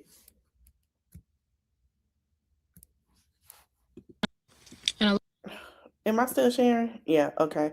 I like her. This Kiki be telling it. Kiki be telling it, but Kiki be Part of the problem is that y'all were taught the PG version of Jim Crow. Exactly. Marches, hymns, a dream. Nice, neat little timeline with nice, neat little heroes. What they didn't teach you is that Jim Crow was domestic occupation. Slow, state-sanctioned violence and terror dressed up as law and order. So I'm gonna tell y'all what Jim Crow really was. Jim Crow meant law was a weapon. Black folk were arrested for existing incorrectly. Literally. Vagrancy, loitering, looking suspicious, speaking too loudly, speaking back to a white person, addressing a white person the wrong way, not stepping off the sidewalk for a white person or not stepping off the sidewalk fast enough for that white person's liking. The law did not protect us. The law hunted us. Now the police were the enforcers of the racial hierarchy. Sheriffs and deputies worked hand in hand with white mobs. If the Klan wanted you, the police made sure the door was unlocked, and they looked the other way while your body was swinging from a tree. Now let's talk about the economic strangulation of the Black community. Y'all heard about sharecropping, right? Yeah, sharecropping was not farming. It was debt slavery. Debts were lied about, wages were stolen, land was stolen, and any sort of Black prosperity was punished. Black success was basically treated like a crime scene. And I know how they like to make y'all think that sharecropping was so long ago, but let me educate y'all real quick. This is my great-grandpa Jack holding my grandmother. My grandmother was born in the early 50s. Yeah, my grandmother was born under Jim Crow. Okay. Now, one thing they really liked to do in the Jim Crow South was use public terror as a warning system. Y'all heard strange fruit, right? Well, lynching wasn't random white violence on Black bodies. It was theater. It was performance. It was postcards. It was crowds. It was children watching. It was gathering at the feet of a burned Black body after church on Sunday, then splitting the body part up into pieces to take home as souvenirs. A lot of which some of y'all's grandparents have up in their attics. The message was stay in your place or die loudly, be made an example of. Y'all remember that scene in Pirates of the Caribbean where they open up with the pirate Jack Sparrow coming in and he sees the 3 pirates hanging and it says, "Pirates, ye be warned"? That's real shit, y'all, but it happened to us at the hands of white people in Jim Crow America. They were eating the bodies too. They don't tell y'all that in 4th grade social studies.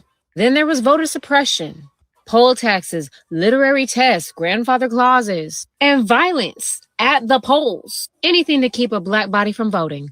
Anything from keeping a Black voice being heard.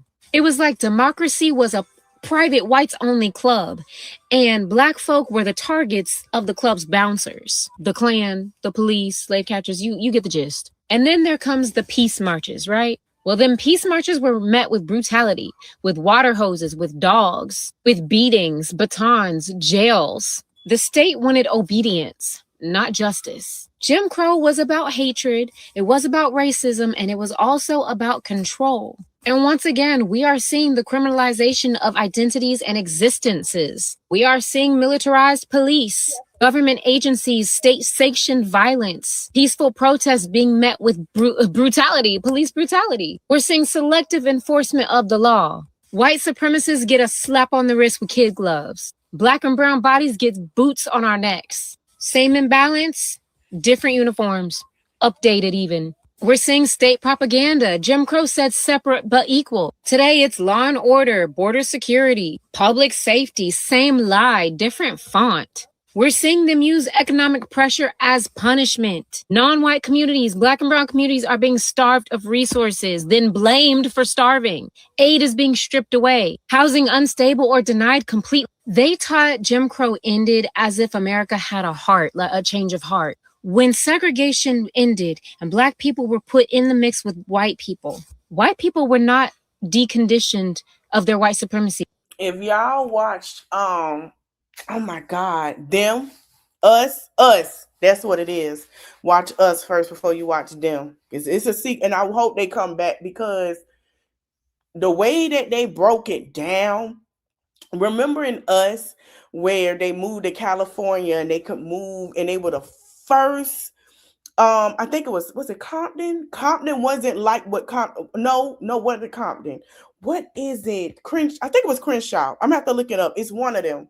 One of them cities that's now a black, really diverse in California, in LA. They didn't want that.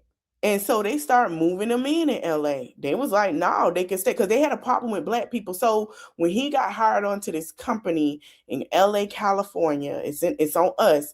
They were the first black couple and family that moved into that house. When she slapped that yeet lady, they were the first.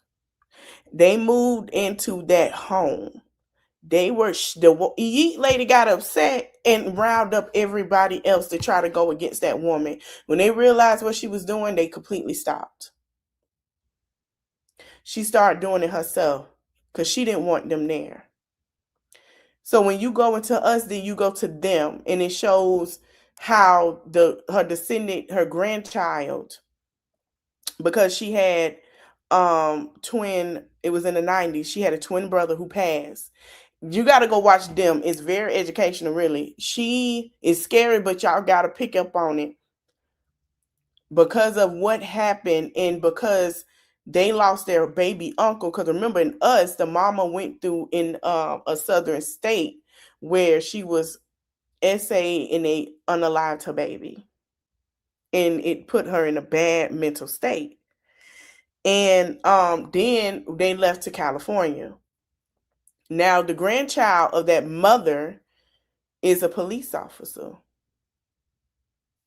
And baby, y'all got to go watch it. When I tell you they hated her because she was a black police officer woman, y'all got to go watch. Y'all got to watch that again. They were not stripped of their racism.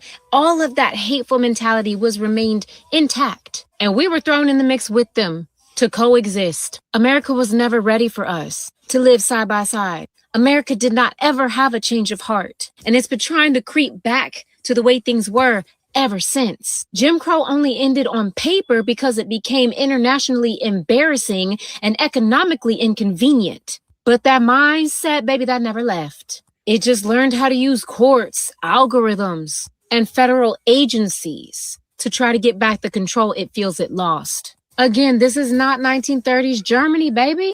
What the Yahtzees did in Germany is the child of Jim Crow and white America in the South.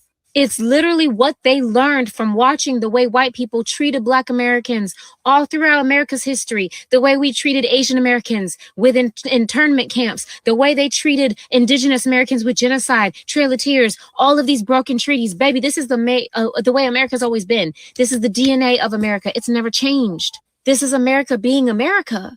This is her being true to who she really is. They never wanted us here if it wasn't to be beneath their boots, because they still believe that bullshit ass lie while they worship their god of war, that this land belongs to them, that it was promised to them. Ooh, not a land promised to some chosen Europeans. That sounds awfully similar to is not real. We are back in Jim Crow America. The same racial hierarchy, the same math, the same power structure, the same belief that some lives are disposable under law and order. So here we are again, and history is asking y'all to make a choice. And if you make a choice, even if it's a choice not to look, baby, that's still a choice. At the end of the day, it's always been about race. It's always been about white people's need to feel like they have an attachment to something. The white people who came here to Turtle Island was not Europe's best. It was their trash, their... And I'm going to tell y'all something. Not all white people are agreeing with how things are now. They're not the same as with Jim Crow, or they'll try to bully them into doing it. They did. They tried to bully them into doing it. Criminals, they're thieves, they're liars. And they bought into the lie that they created, that they are better and more deserving than the people who were here first, than the original humans, the blueprint of humanity. And they've been sniffing their own bullshit so long that equality feels like oppression. No longer having the monopoly on things feels like reverse racism, which is not a motherfucking thing. It all boils down to the fact that white people cannot coexist with people that they mentally deem less than themselves. That is the root of this fucking problem, racism. Y'all laughed, y'all scoffed, y'all told us, oh, shut up, it ain't that deep. Every time we told you it's always about race, and every fucking thing is about race. Do you believe us now? It don't matter how many white women get shot. It's still gonna be about race every fucking time. Just like in Jim Crow, any nigga lover that stood in the way got shot the fuck up too. White or not, you got arrested alongside the activist too. I heard somebody say John Brown. Yeah, y'all gotta get up to date with what's actually going on. Maybe now y'all are ready to listen to black women, to black voices, to brown voices. We've been through this before. Y'all just waking up. The house been on fire. Y'all just not smelling the smoke. So don't try to come and tell us about, oh, this is 1930s Germany. Oh, no, baby, we've been living with the remnants, the looming poison of Jim Crow and the children of the Civil War who never got over the fact that they lost. This has been our everyday experience. Where have you been? The police system and police have always been the slave patrol. Now we've got DHS and ICE law enforcement agencies. That is still slave patrol. But you're just now noticing it's just now clicking because everybody can get the smoke now. Well, welcome. Welcome to 2026 Jim Crow. And a lot of the problem.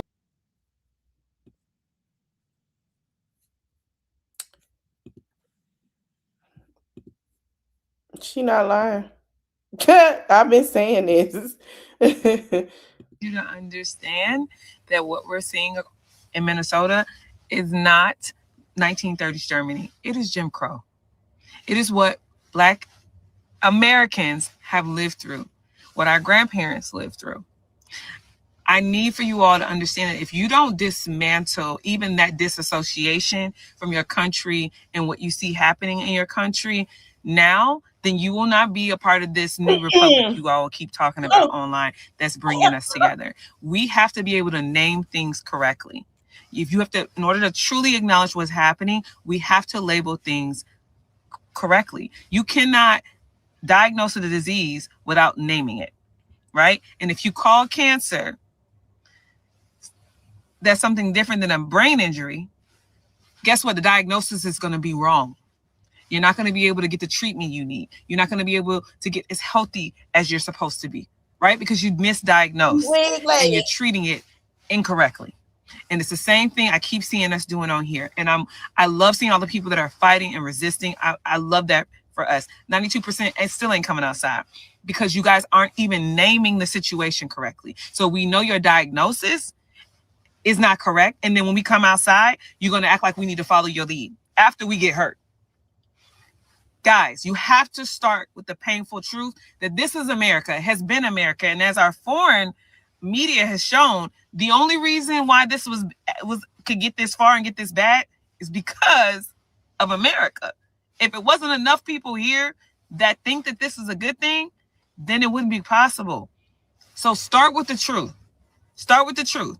Because the more you all call it what it is, the less they can deflect. But as long as you guys are calling them things that are outside, call it what it is. These are slave catching patrols. Okay? These are Jim Crow laws they're trying to institute where they basically have immunity to do whatever to people that look a certain way. That is not in Germany, baby. They came over here to study us. Go read the book Cast. They got the playbook from the US of A.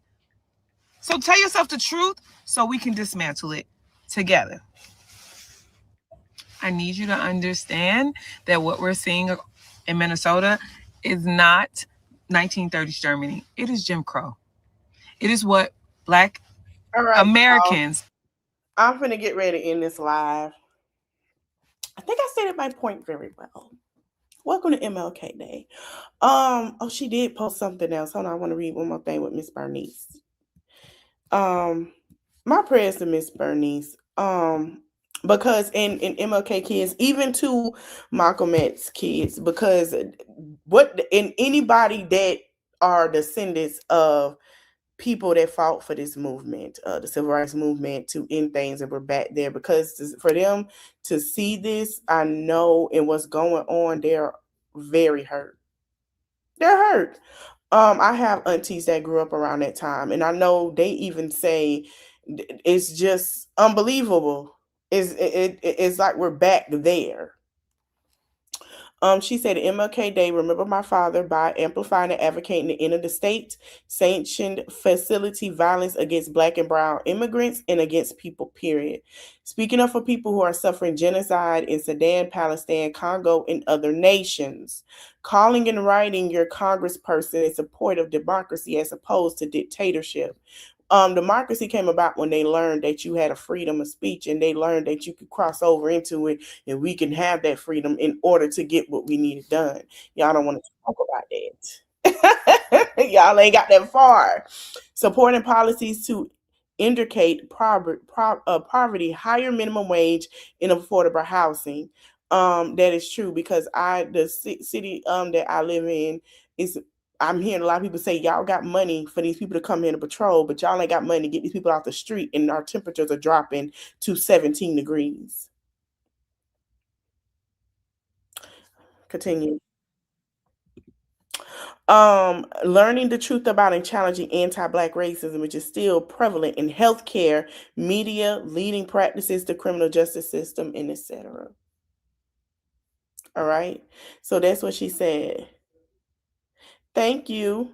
I want y'all to, when y'all go look at these candidates, and I know primaries coming up, ask your candidates questions. They do answer, and understand that voting blue is a thing because, oh, it's the norm. Voting blue is to keep your rights. And Republicans are starting to understand now during this primary that they got to give the people what they want. And they're going against him because they understand that we're not playing. Primary, March, May, November. I'm gonna put the link on my community wall today. I'm gonna remind myself too. If you can update your information, you have to February 2nd. Oh, what today is? I gotta go print mine out and mail it out to the city right here. I don't know why I gotta mail it to them. They'll get it tomorrow, Wednesday or Thursday. But that way I can get my card, because by February 2nd you cannot get. I think it's February. Let me look it up. I don't want to give out the wrong information. Vote for health care. We only have it went our way for 3 years. Have it longer than 3 years. Because y'all look at these people in medical debt, y'all would be surprised. Vote for health care. If you want your premiums to go low, vote for somebody that support it and not sitting here telling you they do. Look at these people policies. Ladies, look at these, because y'all advocating have kids. Vote for people that care about your children and that's going to make sure your children get the best care. Because now, look at how these people are having babies in cars and getting denied in labor instead of taking them, and about to have their baby on the floor at an ER.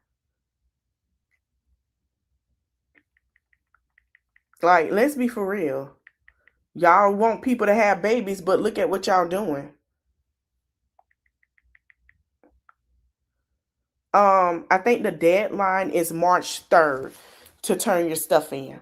So it was February, but they pushed it to March 3rd. Because it's later in March. So that'll help. When is the last? If you are in Texas, I think it's February, but certain places are saying March. So y'all have time, but I say still do it now. That way you can come back. Yeah, it is taken out of our schools. They have took all the books about any Black history, and all that stuff out the schools. They're out of the schools. They're not teaching it anymore. I don't think they teaching history, period, unless it's anything to do with America, and they're not telling the truth. They're telling these kids that everybody was slaves. That's the lie that they're telling your kids. They're telling your kids everybody is slaves. They're not telling them the truth. So imagine your kids growing up to not knowing this. It's crazy. But yeah, make sure y'all got y'all voters registration card. It helped. Don't sit here and say we're not. Time is not the same. Well, they make the decision anyway. No, baby, y'all not. They knew that y'all was gonna say that, and they played with y'all. Don't let them play with y'all no more. All right, y'all. I'm finna go. I'm going to post an update on my wall. I'm still looking for Kiara's full name to look up her stuff so we can talk about Dro. If I don't do it today, I'm going to do it tomorrow. I want to thank y'all for watching. I'm finna get ready to get myself together so we can talk about this child.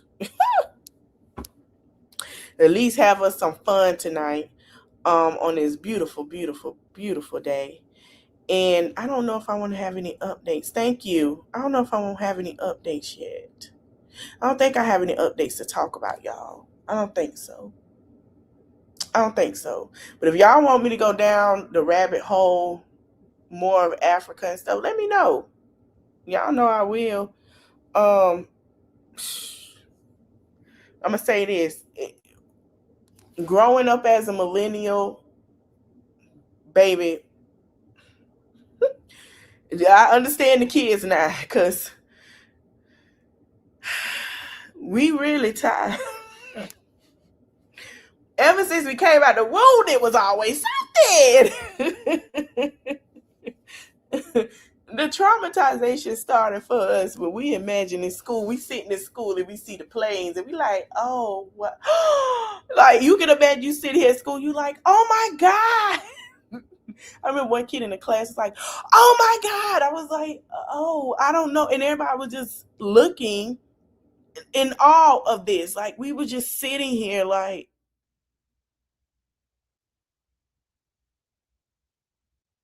we couldn't move. And then when we got home, dropping your bags and hearing your grandparents and family talk about it, hearing, oh, we know some people that live out there, let's call and check on everybody. It was scary. It was a scary time. And it was scary. It was terrifying. So I imagine what these kids are going through and seeing now. It is terrifying. It is scary. It's scary. Like, I see them looking like, oh my God, what is this? Having friends that have different religions, and that's what I was saying on my live yesterday. Some people say, well, I can't watch because I'm a Christian. I want y'all to understand, America, just like Africa, have different religions because that is your right. Respect people religions. That's it. That's all. You can't say, and if y'all want me to do a more in-depth live, I will do that. Yes, big change is scary. Like, the things they're teaching them is crazy. And they're making it harder on the children. Because they don't want, they want what they want, they're trying to push. And the more these kids have Google and the more they go and look up, the more they can't push. I learned that with my 5-year-old. Well, he was 5. Oh, Lord. I was supposed to have a 5-year-old. Excuse me. I learned that when my son was 5 and my niece was 6. They was in, shout out to Atlanta. And the whole time I was told, Christopher Columbus found America. Oh. And see, you can hear him when he heard me say that. That's exactly what he did when he came and told me. Y'all, he hear me. Y'all heard that. He said, that ain't true. He saying the conversation was, I'm gonna tell y'all how they did it. They came home. Guess what? And we was like, what? Yeah, we learned he didn't discover nothing. We learned da-da-da. Yeah, they've been lying. I say, well, he was like, yeah, they tried to make that. I was like, wait a minute. Those little black kids was like, yeah, Atlanta teach that. Atlanta is the hub for the truth of Black history. And it's sad that Atlanta is Black everything. Black, it don't really, you can be Asian, Mexican, Ethiopian, whatever. You can own your business in Atlanta. Yeah, he did. He didn't. Yes, he didn't discover it. You can be any race in Atlanta with a great business. It's more different diversities, and it's mostly Blacks that own businesses in Atlanta, and they strive. They support. Like now, I know they upset because for years, Atlanta been free to go see MLK House, his museum and stuff, because it's right down in Decatur, I believe, like going towards Decatur. Even Ebenezer Church has something going on Sunday and Monday, so it's a lot of history stuff. A lot of people go out there, civil rights. It's a big thing. They have like a thing where all the Black people can come together. You can buy stuff. They have sales. Baby, even if it's cold, they outside. They going out to eat. They having fun. And so to hear that their children can't go for free and they out of school is crazy. Because that's where he's from. Even all of them from Decatur all the way down to going towards Bakehead, you see a mural of all these Black people from Atlanta that has made a difference with the civil rights movement. They have something going on every day. All restaurants, no matter the chain of who they were, they had something every day. That's Atlanta, and that's why I have to give. I think Houston is doing the same thing. This is why I love, especially with Juneteenth, Texas. They're founder of that. They have, when I tell you, from Texas, Dallas, Houston and Dallas, they have something big. Yes, they do. Yes, baby. They get dressed, parades, all that, baby. Yes. Atlanta do the same. So it's kind of like, why? But okay. But we gonna speak the truth anyway. So I guess that's where we at with it. But y'all, I'm finna go. I want to thank y'all. I'm finna get ready to do this live. I will be back. Let me look at my time. I'll say by like 2:30. Give myself a time to breathe, relax. 2:30, 2:45, and we'll get into it. Please teach your children their history. Please tell them the truth. Because when I tell you they get old and feel like they lied to, they are upset. Don't lie to your kids. That's the worst thing you can do, is lie to a child. Because they're going to deem you as a liar all their life. Trust me. Don't lie to your kids. It's not. I don't see people that lie to their children, and when they find out the truth, they wonder why they don't talk to them. Yeah. I want to thank y'all for watching. Don't forget to like, comment, share, subscribe. I'll see you in the next one. Bye. Oh, please. I'm looking. If anybody know Lulu last name, let me know. I'm looking. I'll find it. I'm doing research. Give me some time. I'm going to have to make some phone calls tomorrow if I have to. I want to thank you guys for watching. I'll see y'all later. Bye.